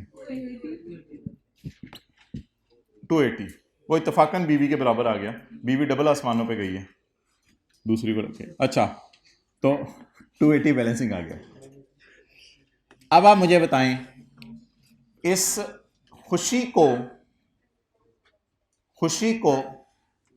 खुशी में डाल दूं तो एक अजीब सी फीलिंग आएगी, यानी एक अजीब सी फीलिंग होगी कि रिजल्ट आया है, उस पर बहुत ज़्यादा खुशी हुई है लेकिन मोबाइल गुमने का गम भी है। रिजल्ट आया, बहुत ज़्यादा खुशी हुई है लेकिन मोबाइल गुमने का गम भी है। तो मेरे ख्याल से अब आप जो खुशी आई है रिजल्ट वाली, उसे थोड़ा सा ज़रा कम कर लें ताकि मोबाइल गुमने का गम में ख़त्म हो जाए, ओवरऑल खुशी फील हो। आप बताएं, जब भी कभी क्या आए, खुशी, तो देखा करेंगे पहले गम, नहीं बोले गम, ट्राई करें गम। अच्छा, अगर कभी खुशी आए तो पहले देखेंगे गम पड़ा हुआ है या नहीं, पहले गमों को खत्म करें। अब 280 माइनस 70, बची हुई खुशी को बुक करें, बची हुई खुशी को बुक करें। अच्छा, अब ना मैं वो ये कह रहा था कि इस 10 ने अपना एक रोल प्ले करना होता है, वो कैसे, ये बात बस सुन लें और डिलीट कर दीजिएगा अपने माइंड से। यकम जुलाई 10, यकम जुलाई 11, यकम जुलाई 12 और यकम जुलाई 13। ये यकम जुलाई 13 है ना। एसर कितने का लिया था? 500 का। आम हालात में कितना डेप्रिशिएट होता? 50। तो यकम जुलाई 13 को बीवी क्या होती? 350। 350, समझ रहे हैं बात? मैं वैसे ही बता रहा हूं कि ये 10 पॉजिटिव यहां लिखना जरूरी है, एंट्री नहीं करनी। क्यों जरूरी है? इधर देखें, एसेट लिया था 500 का, -50 -50 -50, बीवी कितनी रहेगी? 350। 350 को यकम जुलाई 13 की फेयर वैल्यू से कंपेयर करें, 350 और 560, 210 एग्जैक्ट आ रहा है। 350 और 560 210। इसका मतलब है हमारा सरप्लस, ये ना एक हिंट है जो आमतौर पे डिस्कस नहीं किया जाता क्लासेस में। ये एक हिंट है, किसी भी वक्त खड़े होके ना आप अपनी कैलकुलेशन की एक्यूरेसी चेक कर सकते हैं कि ये सही चल रहा है या नहीं। रिकॉन्सिलेशन टाइप आप इसे कुछ कह दें तो ये हर वक्त चेक हो सकता है। कभी भी आप इसको कहते हैं historical carrying amount, historical data की बेस पे ना, कॉस्ट की बेस पे। What is historical carrying amount? 350। What is latest fair value? Historical carrying amount on Yakam July 13 should be compared with market value of Yakam July 13. It is called as revaluation surplus. तो ये आपकी calculation आनी चाहिए। अब बताएं, अगर इधर में 10 की जगह 0 लिखता और कहता कि एंट्री नहीं करनी, तो ये फिर नेगेटिव 80 आ जाता, ये पॉजिटिव 80 आता, तो 200 आ जाता। फिर ये कोई अजीब सी बात होती, ये मैच ना करती। क्लियर? तो इसलिए बेहतर है कि जब भी कभी आम हालात की बनिस्बत कम डेप्रिसिएशन आए तो ये वाली फिगर शो करनी है, लेकिन जनरल एंट्री नहीं करनी। बस इससे ज्यादा इस पे बात करने की जरूरत नहीं। अब मैंने निकालनी है हमारे साल की डेप्रिसिएशन, एंट्रीज एक ही दफा कर लेंगे। अब मैंने निकालनी है हमारे साल की डेप्रिसिएशन। हमारे साल की डेप्रिसिएशन निकालते हुए कभी भी आपने डेट नहीं लिखनी डेप्रिसिएशन के आगे, वो कंफ्यूज करेगी। पहले रिमेनिंग लाइफ मालूम कर लें। यकम जुलाई 11, यकम जुलाई 12, यकम जुलाई 13, कितने साल हो गए? 3 साल एसेट क्या हो गया? यूज। टोटल कितना? 10, रिमेनिंग 7। तो 7 सालों पे इसको खत्म कर दें। बस डेप्रिसिएशन ओवर 7 years भी लिखेंगे पेपर में तो चलेगा। 560 डिवाइडेड बाय 210 डिवाइडेड बाय 7, और ये 30 वही है, इंक्रीमेंटल डेप्रिसिएशन है बबलू, इंक्रीमेंटल डेप्रिसिएशन है। आम हालात वाली डेप्रिसिएशन 50, खास हालात वाली 80, एक्स्ट्रा डेप्रिसिएशन 30। अब डेट एंड रूटें डाल दें।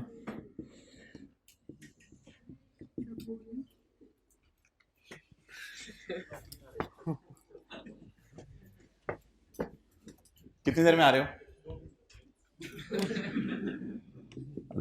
अच्छा, WDV 560 माइनस 80,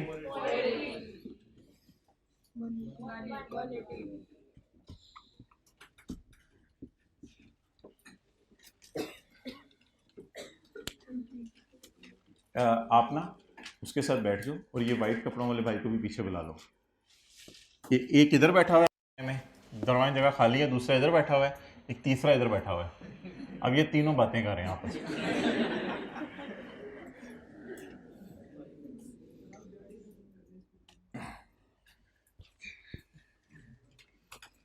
तो सर्दी नहीं लगती तुझे? कुछ पहना नहीं हुआ? कब से मसला ये? अच्छा, अब एंट्रीज करें इसकी।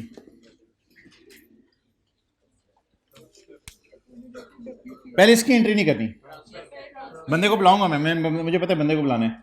वो मैं बुलाऊंगा, पहले वार्म अप की एंट्री करें। अकोमोडेशन अकाउंट में इस वक्त कितना बैलेंस पड़ा हुआ है? 40।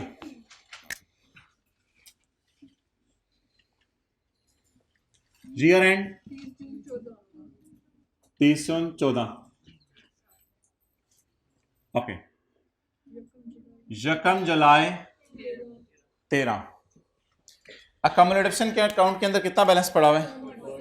40। Accumulated absent account debit 40। Credit को डेबिट कर दें। प्लांट क्रेडिट कितने से जी? 40 से। नेक्स्ट, अब आके यकम जुलाई 13 पे खड़े होकर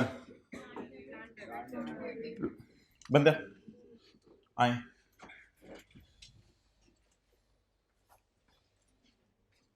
इधर खड़े होने आपने।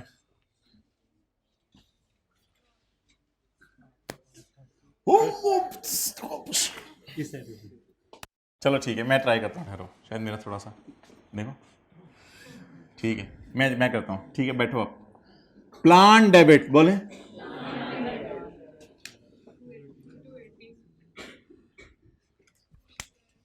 रिवैल्यूएशन सरप्लस इन ओसीआई, इधर ओसीआई जरूर लिखा करना है बाहर। रिवैल्यूएशन सरप्लस इन ओसीआई 210 और P&L क्रेडिट। असल में ये फोरसीन गेन नहीं है, ये पुराना लॉस रिवर्स हो रहा है। तो ये नहीं कहना फोरसीन गेन रिकॉर्ड हो रहा है, पुराना लॉस रिवर्स हो रहा है। P&L credit. अकाउंटिंग वालों ने P&L में खुशी डाल दी 70 की। इधर कल कल कल की तैयारी है। अकाउंटिंग वालों ने P&L में खुशी डाल दी 70 की। असल में ये पुराना गेन, पुराना लॉस जो है वो रिवर्स हो रहा है। ओके, ये आम हालात वाली डिडक्शन है या उससे भी ज्यादा है? अब इस तरह नहीं लिखना कि नो जर्नल एंट्री, इसकी होगी जर्नल एंट्री, क्योंकि ये 50 से कम नहीं है, ये 50 से। व्हाट इज आम हालात वाली deduction? 50। What is total? 80। Incremental depreciation, incremental depreciation या डिंक्रीमेंटल डेप्रिसिएशन? डिंक्रीमेंटल डेप्रिसिएशन कोई लफ्ज नहीं है, ठीक है, इंक्रीमेंटल डेप्रिसिएशन। अब पहले तो बता दें 30/14 इसकी रिवीजन आज घर जाके करनी है, क्योंकि फिर वो इसको आप रनिंग में लाएंगे तो फिर इंशाल्लाह बात काबू आएगी। आम हालात वाली डेप्रिसिएशन 50, खास हालात वाली 70 में कितनी ज्यादा? 20। आम हालात वाली डेप्रिसिएशन, खास हालात वाली कोई प्रॉब्लम नहीं, इसको छोड़ें। आम हालात वाली डेप्रिसिएशन, खास हालात वाली, इसमें कितनी ज्यादा? नहीं, इसको ओसीआई से नहीं रूट कराना। Revaluation surplus debit retaining credit.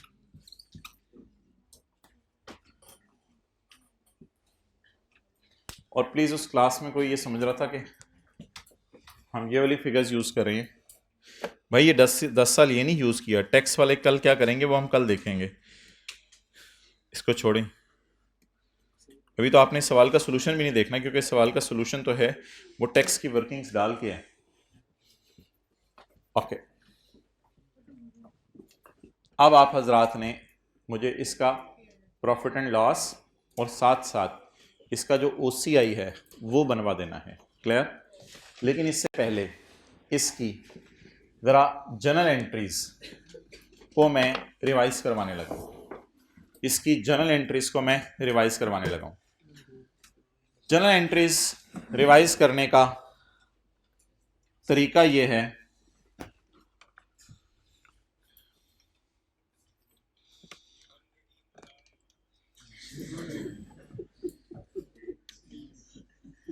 शायरों के साथ इकबाल 2-4 बाल हैं साथ वाले के, तो अच्छे खासे ही हैं।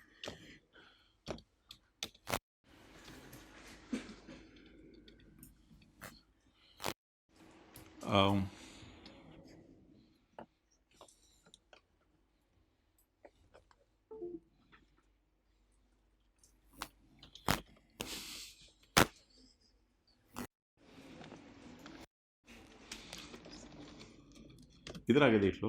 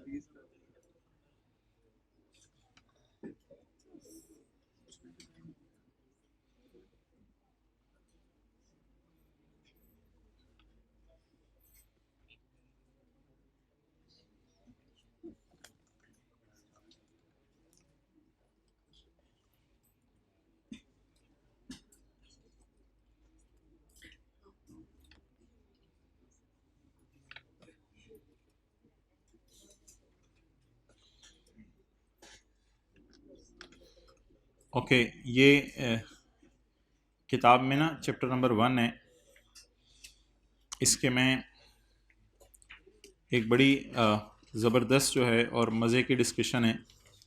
इधर से ज़रा देखिएगा। हमें सवाल का डेटा नहीं पता, पेज नंबर 16 है, लेकिन आप लोग पेज ना निकालें, ज़रा पेज ना निकालें। आप लोगों ने ना ज़रा एक रिदम देखना है चीज़ों का। ये है 2010 का साल,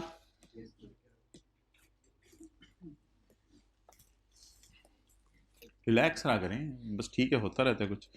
अच्छा, घर में भी जरा परेशान, मैं नहीं पढ़ा, मैं नहीं पढ़ा, मैं कंप्यूटर ही बंद होता रहता है, मैं नहीं पढ़ा। अच्छा, ये 2011, ये 2012, ये 2000 और ये 2014। अच्छा जी, बिल्डिंग डेबिट कैश क्रेडिट, जी मेरे भाई, बिल्डिंग डेबिट कैश क्रेडिट 31/12/10 को, डेप्रिसिएशन डेबिट, अकामोडेशन क्रेडिट। अच्छा यार, ये जो है ना इसको हम एक दे देते हैं रिदम, स्काई ब्लू पट्टी, और इसको हम बना देते हैं ग्रीन पट्टी। ठीक है, ये बड़ी इंपॉर्टेंट बातें हैं, क्योंकि ना इन्हीं पट्टियों की एंट्री होनी है, इन्हीं पट्टियों की एंट्रीज होनी है।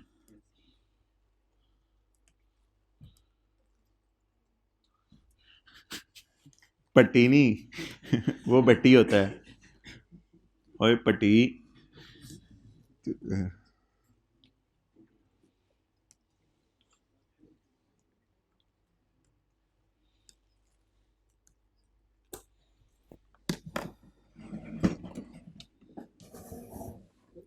स्काई ब्लू पट्टी मेरी तरह हंसी आराम से रुकती होती है, थोड़ा सा मसला है मुझे। अच्छा, स्काई ब्लू जो पट्टी है, पट्टी sky blue ribbon, sky blue जो रिबन है उसकी 2 एंट्रीज हुआ करेंगी, और ग्रीन रिबन की जो है 2 एंट्रीज डिपेंड करता है डेप्सियन में एक्सेप्शन पड़ी है या नहीं। है ना, मजा आया देख के। स्काई ब्लू पट्टी की और ग्रीन रिबन, फिर क्या करूंगा, बस निकल गया। ग्रीन रिबन की 2 एंट्रीज हुआ करेंगी, डिपेंड करता है कि उसमें एक्सेप्शन पड़ी है या आम हालात वाले डिडक्शन बता दें 25,000। अब जरा जल्दी से रिवाइज करना शुरू करते हैं, आराम से जल्दी से। बिल्डिंग डेबिट कैश क्रेडिट, उधर क्यों देख रहे हैं? Depreciation expense debit, accumulation. इस वक्त अकामुलेटेड डेप्रिसिएशन अकाउंट के अंदर कितना बैलेंस पड़ा हुआ है? 25,000।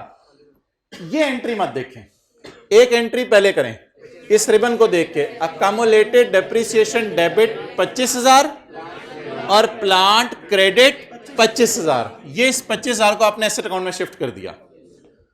Plant debit, building debit, surplus in OCI.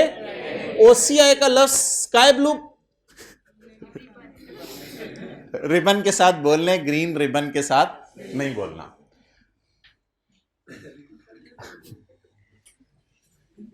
अकमुलेटेड अकमुलेशन debit asset credit हो गया 25,000 से। सीरियस हो जाए।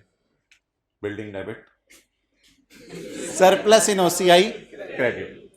अच्छा जी, डेप्रिसिएशन डेबिट, अकमुलेटेड डेप्रिसिएशन, आम हालात की डेप्रिसिएशन 25,000। क्या इंक्री भाईजान जूता उधर से आएगा उड़ता हुआ।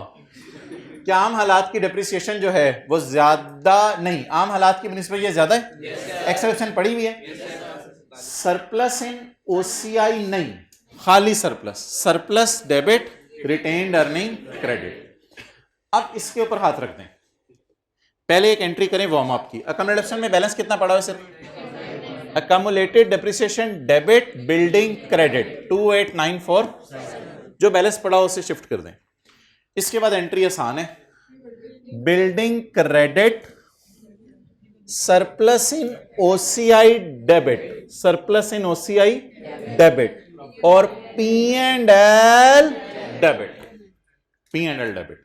ये जो भी स्काई ब्लू रिबन होगा इसकी आपने एंट्री में ओसीआई का लफ्ज बोला करना है जब भी सरप्लस आ रहा हो, साथ ओसीआई का लफ्ज बोलना है। नेक्स्ट, डेप्रिसिएशन डेबिट, अकमुलेशन, आम हालात वाले डेप्रिसिएशन, ये तो आम हालात से कम डेप्रिसिएशन है ना, तो इसमें कोई इंक्रीमेंटल डेप्रिसिएशन है या डिक्रीमेंटल? डिक्रीमेंटल, डिक्रीजीमेंटल। तो डिक्रीजीमेंटल को शो करना है लेकिन इसकी जर्नल एंट्री नहीं करनी, तो इसकी जर्नल एंट्री नहीं बनेगी। Next, sky blue ribbon, entry बोलें अकमुलेट, तू क्या ये देख रहे हाथों पे इशारा, ये देख ले। अच्छा, अब बोल दें इसको नहीं करना अभी, अकमुलेटेड डेबिट प्लांट क्रेडिट कितने से? 21,111। अब एंट्री बोलें इसकी, building debit, surplus in OCI credit और पी एंड एल क्रेडिट। ये अकाउंटिंग वालों ने गेन बुक कर लिया, P and L credit. Okay, next, depreciation debit accumulation, आम हालात वाली डेप्रिसिएशन 25, खास हालात वाली 44, 44 greater than 25। What is incremental depreciation? तो सरप्लस, ओसीआई का लफ्ज नहीं बोलना, surplus debit and retained earning and so on. तो ये किताब का पेज नंबर 16 है और इसकी सारी एंट्रीज किताब के पेज नंबर 14 और 15 पर हुई हुई हैं। ठीक है, तो मैं आपको सिर्फ आज 1-2 टेबल दिखाऊंगा, वो टेबल आप लोगों ने 1-2 बना के ना बस जनरल एंट्रीज करनी नहीं है, घर में ज़बानी बोलते रहना है। ठीक है, अच्छा अब यहाँ पे रुक जाएं और दे दे यार, तू भी अपना मोबाइल दे दे। सरगोदा वाले भाई, मिल गया आपका मोबाइल वापस?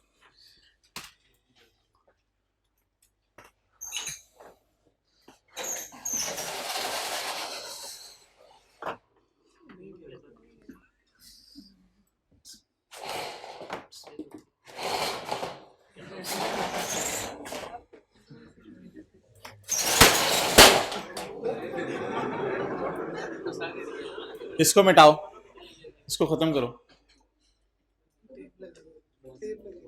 इसको बंद करो, बंद करो, बंदे बुलाओ।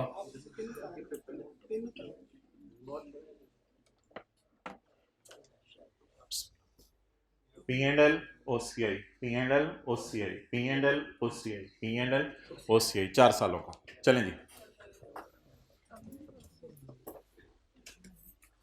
पहले साल। अच्छा, जनरल एंट्री से देख के बताएंगे, इधर से देख के बताएंगे? भाईजान वर्किंग से देख के बताना है, वर्किंग से देख के बताना है यार, बहुत ज्यादा बोझ है इसका। अच्छा, अब आप पहले साल से शुरू कर दें। ये कौन सी रिबन है? Sky blue. और ये कौन सा रिबन है? स्काई ब्लू और ग्रीन रिबन की एंट्रीज देखनी मना है, देखनी मना है, उनको आपने यहां पर सोचना है और साथ साथ मुझे पोस्टिंग करवानी है। पहली एंट्री बताएं जी 50 की, डेप्रिसिएशन डेबिट, अकोमोडेशन थोड़ा सा ना जरा तसल्ली से होला हाथ रखिएगा, जिस तरह मैं करवा रहा हूं उस तरह जरा करते रहिएगा। अभी नोट नहीं करना आपने। जीयर एंड बता दें। 30 ऑन 11 एसओ सीआई में पी एंड एल और ओसीआई हमने नहीं बनाना, हमने तस्वीर खींचनी है एंड पे जी। डेप्रिसिएशन बोले जी, बस बस बस काफी है, और कुछ नहीं करना। चलें जी, अगला साल। इसकी वार्म अप की एंट्री अब ना बोलें, वार्म अप की एंट्री की टेंशन नहीं है। As far as the P and L and SOCIE is concern, तो वार्म अप की एंट्री ना बोले। स्काई ब्लू रिबन आ गया, एंट्री बोले asset debit surplus in OCI credit. 30 on 12। आप कह रहे होंगे तो बार बार क्यों खोल रहे हैं इसको, कोई मसला नहीं। एसओसीआई पी एंड एल और ओसी। अब तसल्ली से बस जनरल एंट्रीज करते रहना और पोस्ट करते रहना। इनको मुराकबे से निकालें। अच्छा, asset debit surplus in OCI credit, ये फॉर द ईयर है 180। चलिए देखते रहिए। Depreciation debit, accommodation credit. जी कितना? 70।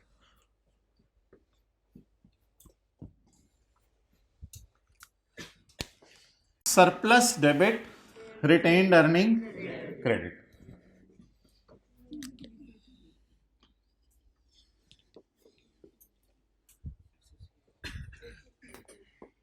एसओसीआईई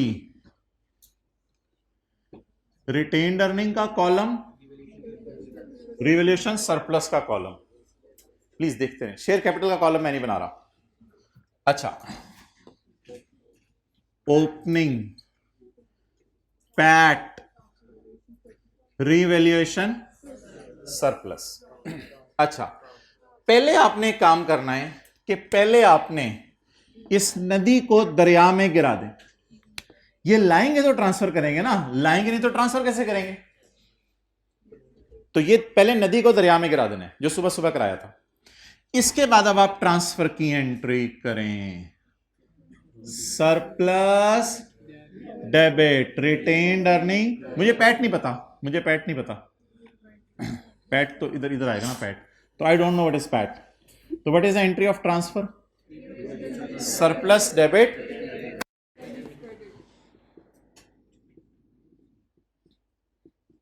done.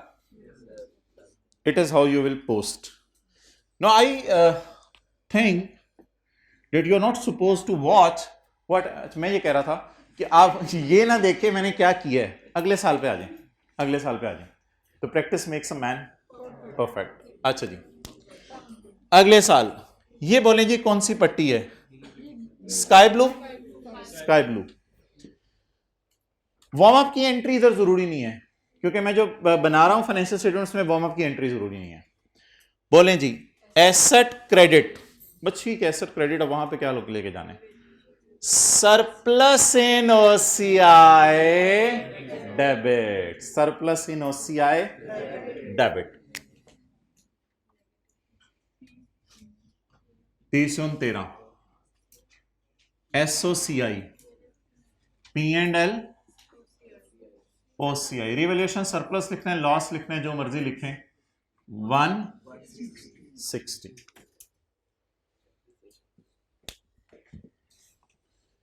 Repeat, sky blue ribbon, asset credit, surplus in OCI debit,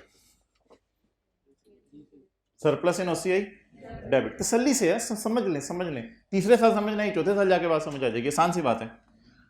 और P and L debit, P and L debit, इसे कहते हैं रिवैल्यूएशन लॉस। क्या कहते हैं? कितना? 80। Green ribbon, depreciation debit account deduction जी कितने से 40 से डन देखते रहे देखते रहे statement of changes in equity retained earning का कॉलम रिवैल्यूएशन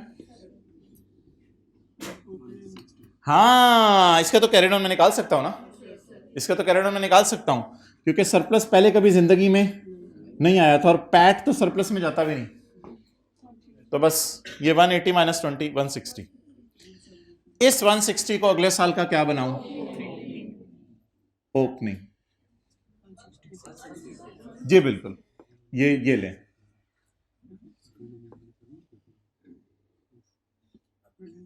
160 ये कैरी डाउन है ना ये ब्रॉड डाउन बन गया अगला काम अब मुझे बता दें ये क्या है नदी ये क्या है नदी नदी को कहां ले जाएं दरिया में ये स्टेटमेंट इक्विटी है नदी को दरिया में ले जाएं जी पैट तो है कोई नहीं रिवैल्यूएशन सरप्लस हो या लॉस हो इसको इधर ले जाएं 160 नेगेटिव अब कोई इंक्रीमेंटल डेप्रिसिएशन टाइप चीज थी वो आती तो गड़बड़ी करती कोई क्योंकि बैलेंस ही जीरो हो गया यहां पे अच्छा जी अब आप मुझे बता दें कोई ट्रांसफर की जरूरत है बैलेंस कितना हो गया 0 ठीक है अभी हम ऐसा करते हैं अगला साल करते हैं अगले साल इंशाल्लाह सारी बातें समझ आ जाएंगी अब अगला साल आपने खुद कराना है लेकिन एक काम और कर लेते हैं जो सीखे क्लोजिंग को पहले ओपनिंग बना लेते हैं क्लोजिंग को ओपनिंग बना लेते हैं और फॉर्मेट खोल लेते हैं आखिरी साल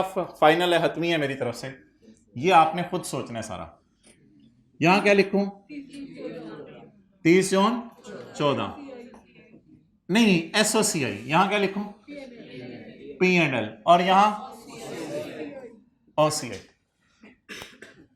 डन ना ना ना ना कमेंट्री प्लीज थोड़ी देर बाद statement of chain equity retained earning और रिवैल्यूएशन सरप्लस एक काम कर लेते हैं जो भी सीखा है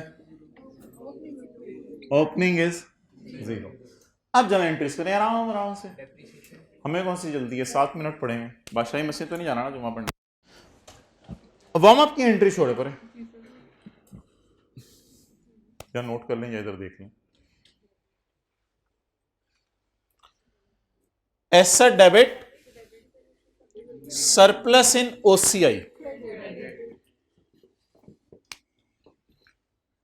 जी कितना surplus in OCI P&L credit नहीं रिवैल्यूएशन गेन ही नाम रख लें रिवैल्यूएशन लॉस की रिवर्सल मुश्किल नाम हो जाएगा रिवैल्यूएशन गेन कितना 70 पॉजिटिव साइन बस जनरल एंट्रीज की सारी मार है depreciation debit account deduction negativity नहीं नेगेटिव और इन द एंड ओसीए से रूट नहीं कराना ये डायरेक्ट उधर plus debit retained earning credit थोड़ा सा होल्ड करो I will give you time to take pic let me complete this guy then I will mark a line for you only अच्छा जी अब मुझे बता दें प्रॉफिट आफ्टर टैक्स सवाल में गिवन नहीं है रिवैल्यूएशन सरप्लस नदी गिराएंगे तो शिफ्ट करेंगे ना वरना कैसे शिफ्ट करेंगे 30 को ट्रांसफर कर दें इधर देखें इसको आपने ना अपनी जो डायरी घर में बनाई हुई है उसमें आप जाके लिखने FAR 1 से FAR 2 का सफर क्लियर अच्छा जी आप बता दें क्या जर्नल एंट्री होनी है transfer surplus debit retained earning credit और बैलेंस नहीं 30 कोई नहीं रिटेन्ड अर्निंग का ओपनिंग बैलेंस कोई ना कोई जरूर होगा इस साल प्रॉफिट भी आया होगा हमारा तो मैं रिटेन्ड अर्निंग बैलेंस को नहीं बना रहा चलें, तस्वीर तो मैं खींचने का टाइम दे दूंगा। 1 मिनट मुझे ज़रा दोबारा दिखा, क्योंकि कल अब ये दोबारा तो सारा मैंने बनाना नहीं है। डेप्रिसिएशन कितनी है जी? 50।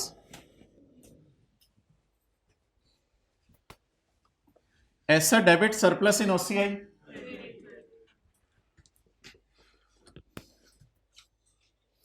और इसको गिरा दें साथ ही इधर लेके ओसीआई में जाना है, फिर गिराना है एंड पे। सरप्लस डेबिट रिटेन्ड अर्निंग कर लें जिसने रजिस्टर रखने हैं। अब रखना है, रख लिया होता तो surplus debit retained earning credit. हाथ निकाल लो बैग से जरा बाहर। अच्छा जी, ग्रीन पट्टी या पटा? डेप्रिसिएशन ये तो हो गया, sorry, no common sky blue. Asset credit surplus in OCI, surplus in OCI -160। बेशक इसको साथ ही गिरा दें इधर। और ये पिछले साल का क्लोजिंग है, हमारे साल का क्या बन गया? ओपनिंग। इसको आप बनाएंगे घर जाके तो बनेगा, ऐसे नहीं बनेगा। बनाया तस्वीरें खींच के फोटोकॉपी करा के बांट दें। Next, P&L debit, revaluation loss. जी मेरी वॉक हो गई है पूरी। अच्छा, डेप्रिसिएशन 40 क्लियर? वो देख रहे कि उसकी तस्वीर में फ्रेम पूरा आ रहा है या नहीं। यार हद होगी यार यार। चल अब तू ही बता, एसेट डेबिट प्लस, अच्छा नहीं, एक काम, पहले क्लोजिंग को ओपनिंग बना ले। ये क्लोजिंग है, ये ओपनिंग बन गया। इसे कहते हैं रिवर्स चलना, फॉरवर्ड चलना। Asset debit surplus in OCI credit.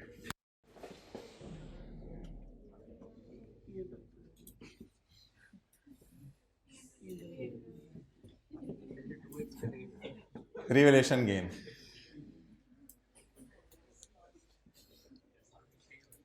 Depreciation debit accumulation credit surplus debit retained earning credit. Depreciation debit accumulation credit. और 210 को इधर ले आए, surplus debit retained earning credit. तस्वीर खींच लें अब इसकी।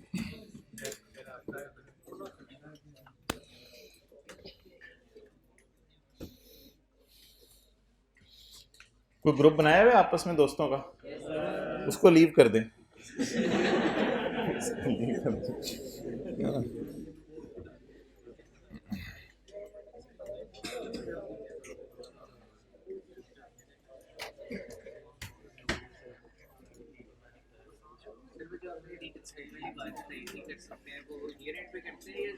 जिसने रिवैल्यूएशन फेयर वैल्यू से कंपेयर करना होता है। अच्छा जी, आपने बस इस तरह का एक सवाल करना है, 10-12 मिनट लगेंगे। बेशक डब्बा बना लीजिएगा और डब्बा बना के एंट्री सोच लीजिएगा। सवाल है जी क्वेश्चन 1 किताब का, पेज नंबर 9, IAS 16 का जो चैप्टर किताब में दिया हुआ है। Question 1 page number 9।